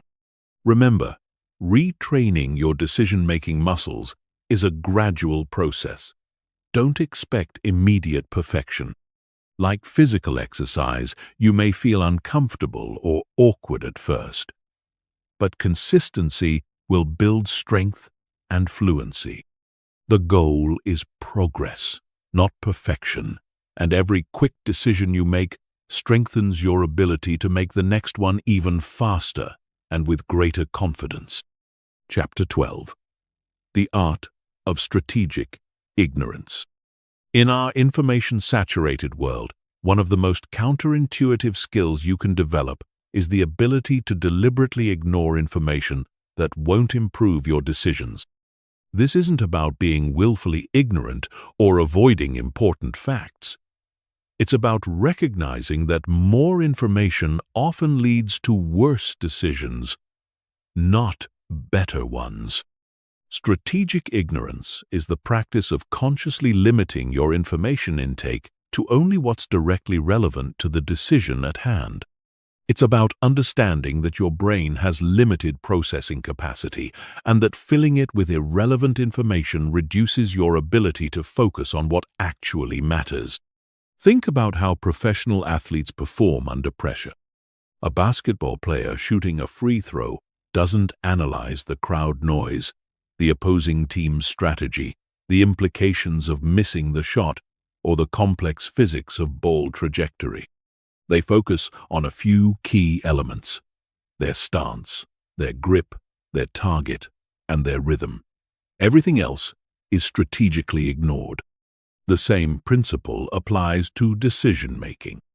When you're choosing between job offers, you don't need to research the company's stock performance over the past decade, read every employee review on Glassdoor, or analyze the economic trends in the industry. You need to focus on salary, role responsibilities, growth opportunities, company culture, and how the position aligns with your career goals. The challenge is that your brain resists strategic ignorance because gathering information feels productive and important. Your overthinking mind convinces you that you need to know everything about a situation before making a decision. But this comprehensive approach often leads to information overload, where you become less capable of making good decisions, not more. Research in decision science consistently shows that people who have access to more information often make worse choices than those who focus on a few key factors. This happens because additional information introduces noise that obscures the signal, creates false patterns that mislead judgment, and overwhelms the brain's processing capacity. The key to strategic ignorance is learning to distinguish between information that changes your decision and information that merely satisfies your curiosity. Decision-changing information directly impacts which choice you'll make. Curiosity-satisfying information is interesting, but doesn't alter your preferred option. For example, if you're buying a car, decision-changing information includes price, reliability ratings, fuel efficiency, safety scores, and how well it meets your transportation needs. Curiosity-satisfying information might include the designer's background, the marketing campaign details, or comparison with models you're not considering. One powerful technique for implementing strategic ignorance is the three-question filter. Before researching any aspect of a decision, ask yourself, will this information change which option I choose? Do I need this information to act? Or do I just want to satisfy my curiosity? What's the minimum information I need to make a reasonable decision? If the information won't change your choice, if it's driven by curiosity rather than necessity, or if you already have sufficient information to decide, then strategically ignore it. This filter prevents you from falling down research rabbit holes that consume time without improving outcomes. Another technique is information budgeting. Just as you budget your money, budget your information consumption. Decide in advance how much time you'll spend researching a decision, what sources you'll consult, and what specific questions you need answered. When you've exhausted your information budget, stop researching and start deciding. This approach prevents the endless deferral that characterizes chronic overthinking. Your brain can't keep moving the goalposts because you've predefined what constitutes adequate research. It also forces you to prioritize the most important information rather than trying to learn everything about every aspect of the situation. Strategic ignorance also means avoiding information that increases anxiety without improving decisions. If you're flying somewhere, checking the weather forecast for your destination is useful. Researching airline safety statistics, reading about turbulence, or watching documentaries about plane crashes is not useful. It only increases anxiety without giving you any actionable information. The same principle applies to investment decisions. Understanding the fundamentals of companies you're considering investing in is important. Reading every news article about market volatility, following every expert prediction, or tracking minute-by-minute price movements is counterproductive. It creates emotional reactions that lead to poor investment decisions. Social media is a major source of decision-disrupting information. When you're trying to make a personal choice, avoid crowdsourcing opinions from your entire network. Too many perspectives create confusion rather than clarity, and social media advice is often more about the advisor's need to be helpful than about your actual situation. Strategic ignorance extends to avoiding comparisons that don't serve your decision-making. If you're happy with your salary until you learn what your colleague makes, that comparison information isn't helpful. It only creates dissatisfaction without changing the objective value of your compensation. Similarly, if you're content with your living situation until you see luxury homes on social media, that comparison information decreases your satisfaction without providing actionable insights about your housing decisions. One of the most important applications of strategic ignorance is in creative work. Writers who read extensively in their genre while working on a book often find their voice influenced by other authors. Artists who study too many techniques while creating a piece often lose their authentic style. Entrepreneurs who research every competitor exhaustively often become paralyzed by trying to differentiate from everyone else. Strategic ignorance in creative contexts means consuming less input while producing more output. It means trusting your instincts and unique perspective rather than trying to synthesize everyone else's approaches.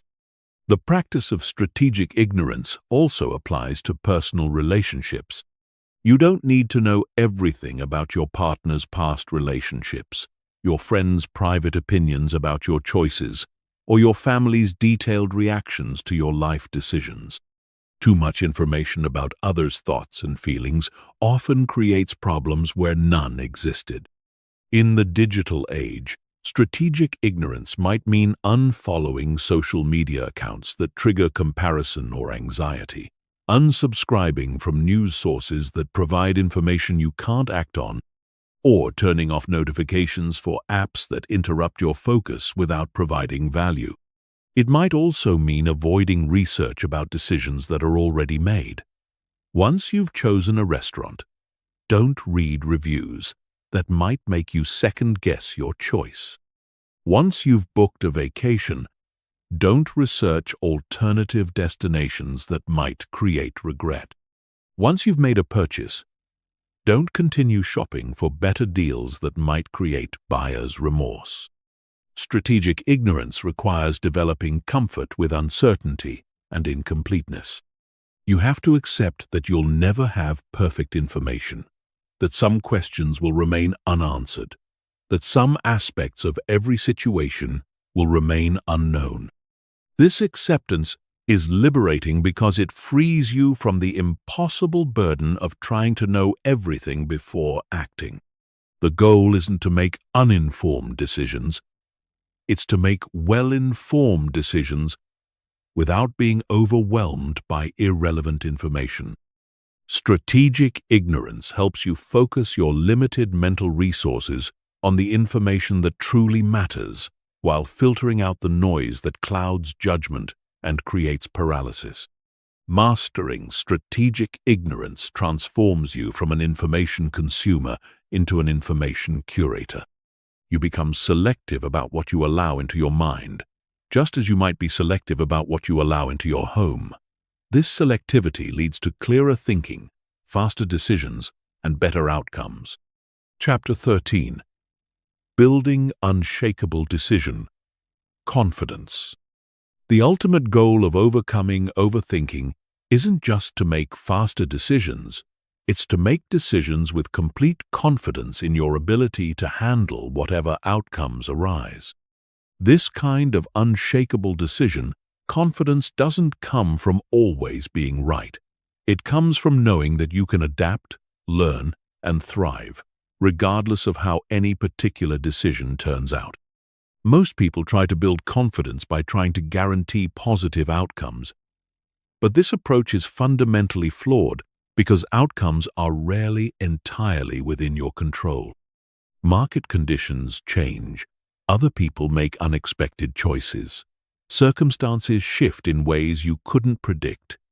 If your confidence depends on controlling outcomes, it will always be fragile and temporary. True decision confidence is based on trust in your ability to respond effectively to whatever happens, not on your ability to predict what will happen. It's the difference between trying to control the weather and knowing you can handle any weather that comes your way. This confidence is built through what psychologists call self-efficacy, the belief in your capability to handle challenges and achieve goals through your own actions. Self-efficacy isn't about believing you'll never face problems. It's about believing you can solve problems when they arise. The first step in building unshakable decision confidence is reframing your relationship with failure. Instead of seeing failure as evidence that you made a bad decision, start seeing it as evidence that you're willing to take risks and learn from experience. Every failure teaches you something that success cannot, and this learning makes you more capable of handling future challenges. This reframing is crucial because fear of failure is one of the primary drivers of overthinking. When you're terrified of being wrong, you'll analyze every decision to death trying to guarantee success. But when you see failure as valuable feedback rather than personal defeat, you can make decisions more quickly and confidently. Start documenting your failures and the lessons they taught you. You'll likely discover that many of your supposed failures led to unexpected opportunities, valuable learning, or important course corrections that ultimately benefited you. This documentation helps you see that failure isn't the catastrophe your anxious brain imagines it to be. The second step is developing what researchers call response flexibility, the ability to adapt your approach when circumstances change. This means having multiple strategies for achieving your goals, rather than being rigidly attached to one specific plan. For example, if you're starting a business, response flexibility means having several potential revenue streams, multiple marketing approaches, and various ways to reach your target market. If one approach doesn't work, you can quickly pivot to another without seeing it as a fundamental failure. This flexibility removes the pressure to make the perfect decision up front because you know you can adjust as you learn more. It transforms decision-making from a high-stakes, one-shot event into an iterative process of gradual improvement. The third step is building what I call outcome independence. This means deriving satisfaction and confidence from the quality of your decision-making process rather than from specific results. When you focus on making decisions based on sound principles, available information, and clear values, you can feel confident regardless of how things turn out. Outcome independence doesn't mean you don't care about results. It means you don't let results determine your self-worth or decision-making confidence. You understand that good processes lead to good outcomes over time, even if individual decisions sometimes produce disappointing results. This perspective is essential for maintaining confidence in an uncertain world. If your confidence rises and falls with every outcome, you'll be on an emotional roller coaster that makes it impossible to think clearly about future decisions. The fourth step is developing temporal perspective, the ability to see your current decision in the context of your entire life, rather than as an isolated make or break moment. Most decisions that feel enormously important in the moment have relatively little impact on your long-term well-being and success. When you're agonizing over a decision, ask yourself, will this matter in 10 years? In 5 years? Even in 1 year? Often, you'll realize that the decision isn't as consequential as your anxious brain is making it seem. This perspective reduces the pressure and allows you to decide more confidently.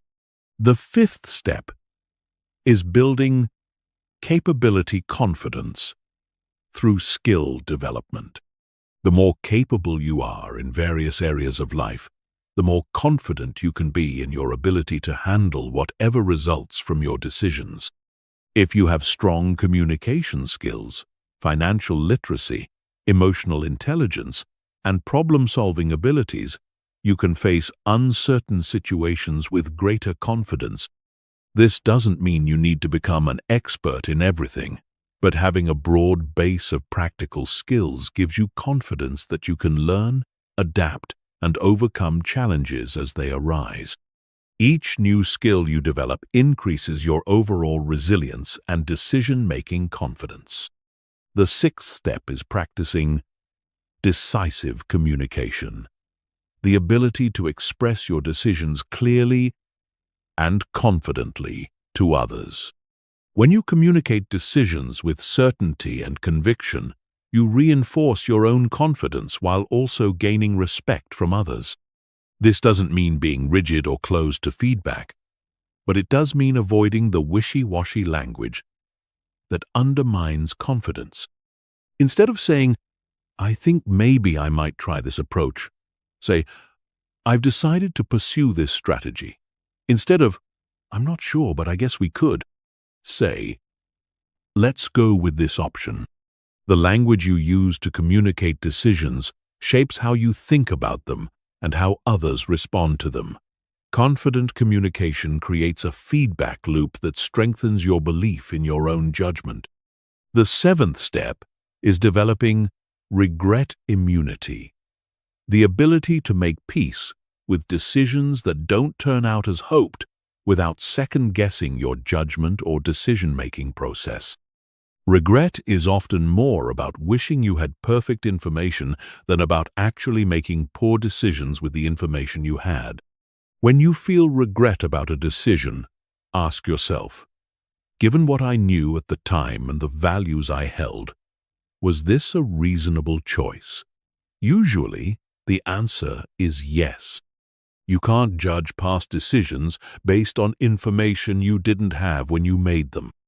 Regret immunity also involves accepting that every choice involves trade-offs.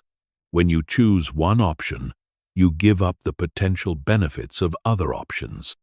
This is inevitable, not a sign of poor decision-making. The goal isn't to eliminate all trade-offs, but to make trade-offs consciously and in alignment with your priorities. The eighth step is building decision momentum by celebrating the act of deciding itself, regardless of outcomes. Every time you make a decision quickly and move forward, acknowledge that accomplishment. You're building the mental muscle that allows you to navigate life efficiently and effectively. This celebration shouldn't wait for positive outcomes. It should happen immediately after making the decision. You're reinforcing the behavior of decisive action, which is valuable independent of any particular result. The final step is developing trust in the process. Confidence that good decision-making habits lead to good outcomes over time, even when individual decisions sometimes disappoint.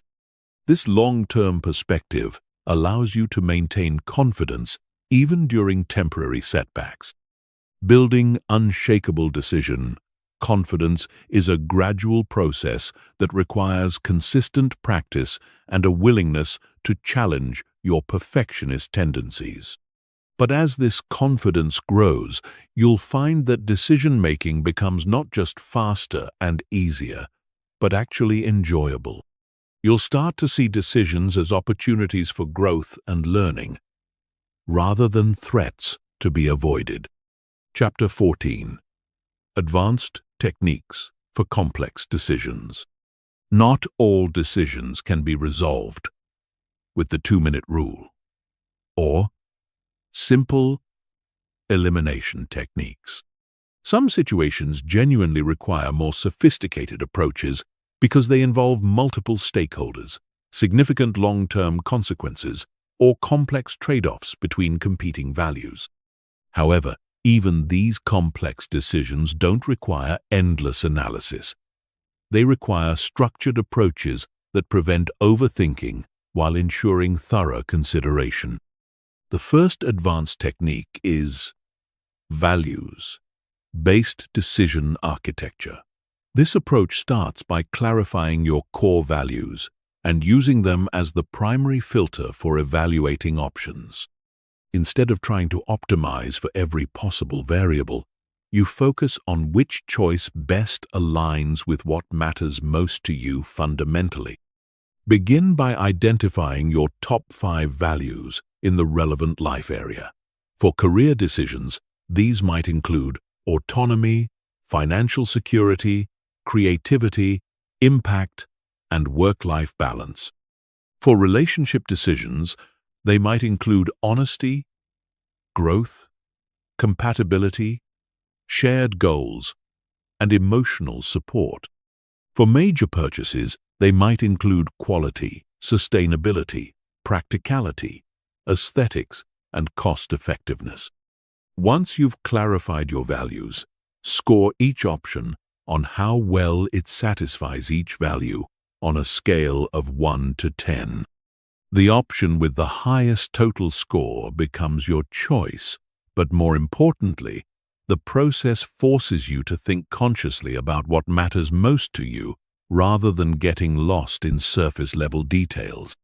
This technique is particularly powerful because it prevents you from being swayed by factors that aren't actually important to you. You might discover that you've been agonizing over variables that don't align with your true priorities, while overlooking aspects that are crucial to your satisfaction. The second technique is scenario planning with probability weighting. This approach acknowledges that some decisions do require thinking through potential future outcomes, but it does so in a structured way that prevents endless speculation. Identify 3 scenarios for each major option: best case, worst case, and most likely case. For each scenario, estimate both the probability of it occurring and how well you could handle it if it did occur. This creates a matrix that helps you choose based on both likelihood and your capability to manage different outcomes. The key insight is that you don't need to prepare for every possible scenario. You need to prepare for scenarios that are either highly likely or would be particularly challenging to handle. This focused approach prevents the analysis paralysis that comes from trying to consider every possible future. The third technique is the consultant method. Imagine you're a highly paid consultant who has been hired to make this decision for someone else. What would you recommend based on the available information? This mental shift often provides clarity because it removes the emotional attachment and perfectionism that cloud your judgment about your own decisions. Consultants are expected to make recommendations based on incomplete information within tight timeframes. They focus on the most important factors, make reasonable assumptions about unknown variables, and provide clear direction rather than endless analysis. Adopting this mindset helps you approach your own complex decisions with similar efficiency and objectivity. The fourth technique is progressive commitment. Instead of trying to make one final, irreversible decision, Structure your choice as a series of smaller commitments that allow you to gather information and adjust course as you go. For example, if you're considering a major career change, you might start by taking a course in the new field, then volunteering or freelancing in that area, then perhaps taking a part-time position before fully committing to the transition. Each step provides new information that informs the next decision. This approach reduces the pressure of making perfect decisions up front because you're not committing to an unchangeable path. You're creating a series of decision points that allow you to adapt based on experience rather than speculation.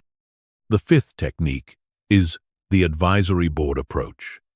For truly significant decisions, create a small group of trusted advisors who can provide different perspectives and expertise. This isn't about crowdsourcing the decision to everyone you know.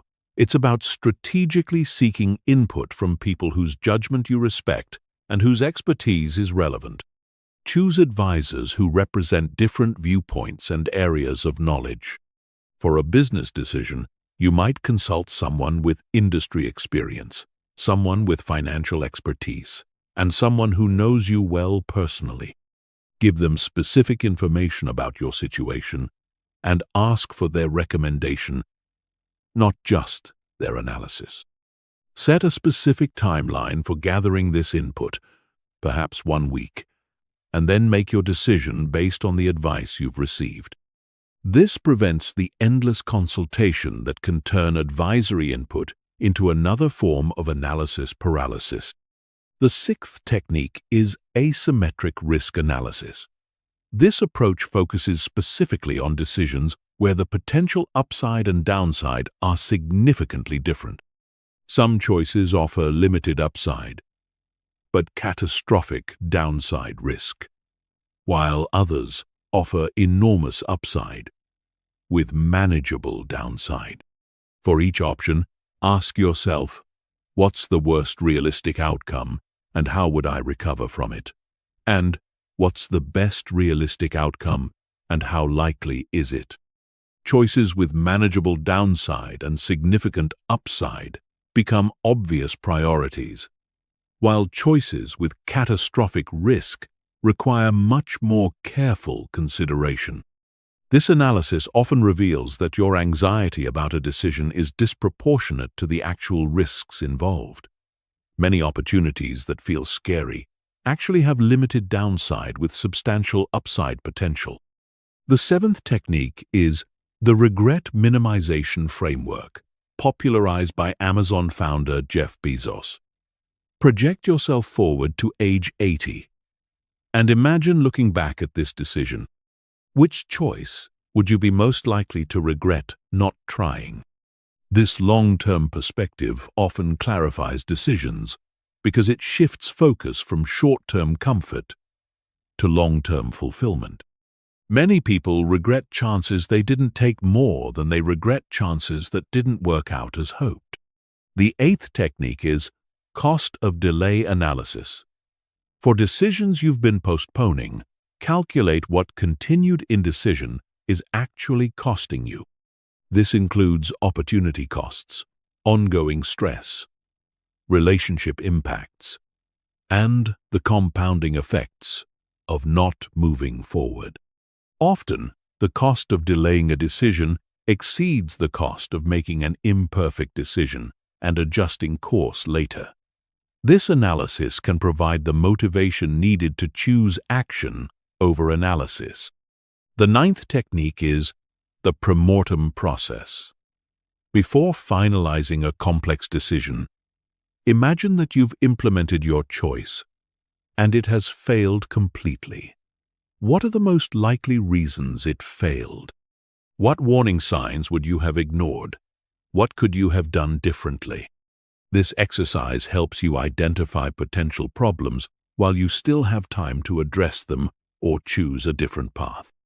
It's more productive than endless worry because it focuses on specific, actionable insights rather than general anxiety.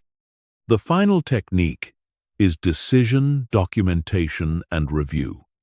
For your most important decisions, Write down your reasoning, the factors you considered, the alternatives you rejected, and your expected outcomes. Review these documents periodically to learn from your decision-making patterns. This documentation serves multiple purposes. It prevents you from second-guessing decisions based on information you didn't have at the time. It helps you identify which factors are most predictive of good outcomes. And it builds confidence in your decision-making ability by showing you that your reasoning was sound even when outcomes weren't perfect. Remember, these advanced techniques are tools, not requirements. The goal is still to make good decisions efficiently, not to make perfect decisions eventually. Even complex decisions benefit from clear deadlines, decisive action, and the willingness to adapt based on new information, rather than trying to predict every possible outcome in advance. Chapter 15. Living the Decisive Life. The transformation from chronic overthinker to decisive action taker isn't just about changing how you make individual choices. It's about fundamentally restructuring how you move through the world. When you truly master decisive living, every aspect of your life improves. Your relationships become more authentic, your career progresses faster, your health improves, and your overall satisfaction increases dramatically. Living decisively means operating from a default of action rather than analysis. Instead of asking, "Should I do this?" you ask, "Why wouldn't I do this?" Instead of looking for reasons to hesitate, you look for reasons to move forward. This shift in default thinking accelerates every area of your life because you spend more time implementing and less time deliberating. This doesn't mean becoming reckless or impulsive. Decisive living is about making thoughtful choices quickly and then committing fully to those choices. It's about trusting your judgment, embracing uncertainty, and having confidence in your ability to handle whatever outcomes arise from your decisions. One of the most profound changes you'll experience is in your relationships. When you stop overthinking every interaction, you become more authentic and present with others. You say what you mean what you say, and you don't spend hours afterward analyzing every word choice or facial expression. This authenticity is magnetic. People are drawn to individuals who are comfortable with themselves and confident in their communication. Your relationships deepen because you're able to be vulnerable and honest without constantly second-guessing yourself or managing impressions. Decisive living also transforms your approach to opportunities. While others are analyzing and researching, you're taking action and learning from experience. This gives you enormous advantages in every competitive situation, from job markets to business opportunities to personal relationships. You become known as someone who gets things done, who can be counted on to move projects forward, who doesn't get stuck in planning phases that never lead to execution. This reputation opens doors and creates opportunities that simply aren't available to chronic overthinkers. Your career accelerates because you're willing to take calculated risks that others avoid. You apply for stretch positions, propose innovative projects, and volunteer for challenging assignments. While your colleagues are determining whether they're ready for these opportunities, you're gaining experience that makes you even more qualified for the next level. The compound effect of decisive action is extraordinary. Each quick decision leads to faster learning, which leads to better judgment, which leads to more confidence, which leads to even quicker decisions. This positive feedback loop accelerates your personal and professional growth in ways that careful planning simply cannot match. Your stress levels decrease dramatically when you stop carrying the mental burden of unmade decisions. The anxiety that comes from perpetual indecision evaporates when you develop the habit of choosing quickly and moving forward. You sleep better, think more clearly, and have more energy for the things that actually matter. Decisive living also improves your physical health. The chronic stress of overthinking elevates cortisol levels, suppresses immune function, and creates the kind of mental fatigue that makes healthy choices feel overwhelming. When you eliminate analysis paralysis, you free up mental and emotional resources for self-care. You'll find it easier to maintain exercise routines because you don't spend mental energy debating whether to work out each day. You just do it. You'll make better food choices because you don't exhaust your willpower on trivial decisions, leaving you with mental energy for important health decisions. The creative benefits of decisive living are particularly powerful. When you stop overthinking, you tap into the flow state that produces your best work. You trust your instincts, follow your inspiration, and create from a place of authenticity rather than trying to analyze your way to creativity. Artists, writers, musicians, and entrepreneurs who embrace decisive living consistently produce more work of higher quality than their overthinking counterparts. They understand that creating mediocre work regularly leads to eventual excellence, while trying to create perfect work occasionally leads to creating nothing at all. Your financial situation improves when you become decisive about money. You stop researching investments endlessly and start building wealth through consistent action. You negotiate more effectively because you're comfortable with uncertainty and quick to recognize valuable opportunities. You also waste less money on purchases you overthought but didn't really want, or on opportunities you missed while deliberating. Decisive people often achieve better financial outcomes, not because they make perfect financial decisions, but because they make good decisions quickly and adjust course as needed. The parenting benefits of decisive living are profound if you have children. Kids thrive with parents who are confident decision-makers because it creates a sense of security and stability. Children learn decision-making skills through modeling, and parents who are comfortable with uncertainty teach resilience better than parents who try to control every outcome. Decisive parents also enjoy parenting more because they spend less time agonizing over every choice and more time being present with their children. They trust their instincts, make reasonable decisions about rules and consequences, and don't second-guess themselves constantly. Perhaps most importantly, living decisively allows you to be fully present in your own life. When you're not constantly analyzing past decisions or worrying about future choices, you can actually experience the moments that make up your days.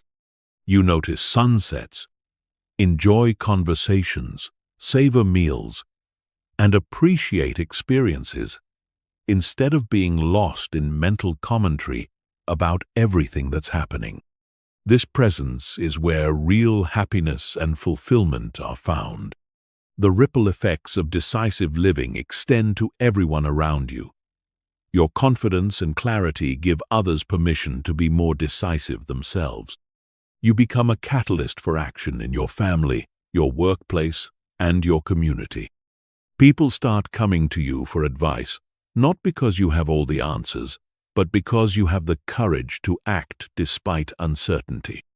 Your example shows others that it's possible to navigate life's complexity without getting paralyzed by it. Living decisively also means accepting that some of your decisions will turn out poorly, and that's perfectly okay. You understand that the cost of occasional mistakes is far outweighed by the benefits of consistent action. You've learned to see failures as feedback rather than verdicts on your worth or capability. This acceptance creates a kind of freedom that's unavailable to perfectionists and overthinkers. You can take risks, try new things, and explore possibilities without the crushing fear of being wrong. This freedom is the foundation of a life well lived. The ultimate goal isn't to become someone who never thinks before acting. It's to become someone who thinks clearly, decides quickly, and acts confidently. It's to develop such trust in your ability to handle uncertainty that you can move through life with grace, purpose, and joy. This is the decisive life, one where you spend more time living and less time analyzing, more time creating and less time planning, more time connecting and less time worrying. It's a life where you become the author of your own story rather than a confused critic trying to perfect a script that's already being performed. The transformation from overthinker to decisive action taker is one of the most liberating changes you can make. It frees you from the prison of analysis paralysis and gives you the key to a life of momentum, growth, and authentic fulfillment. The only question left is, what are you going to do first?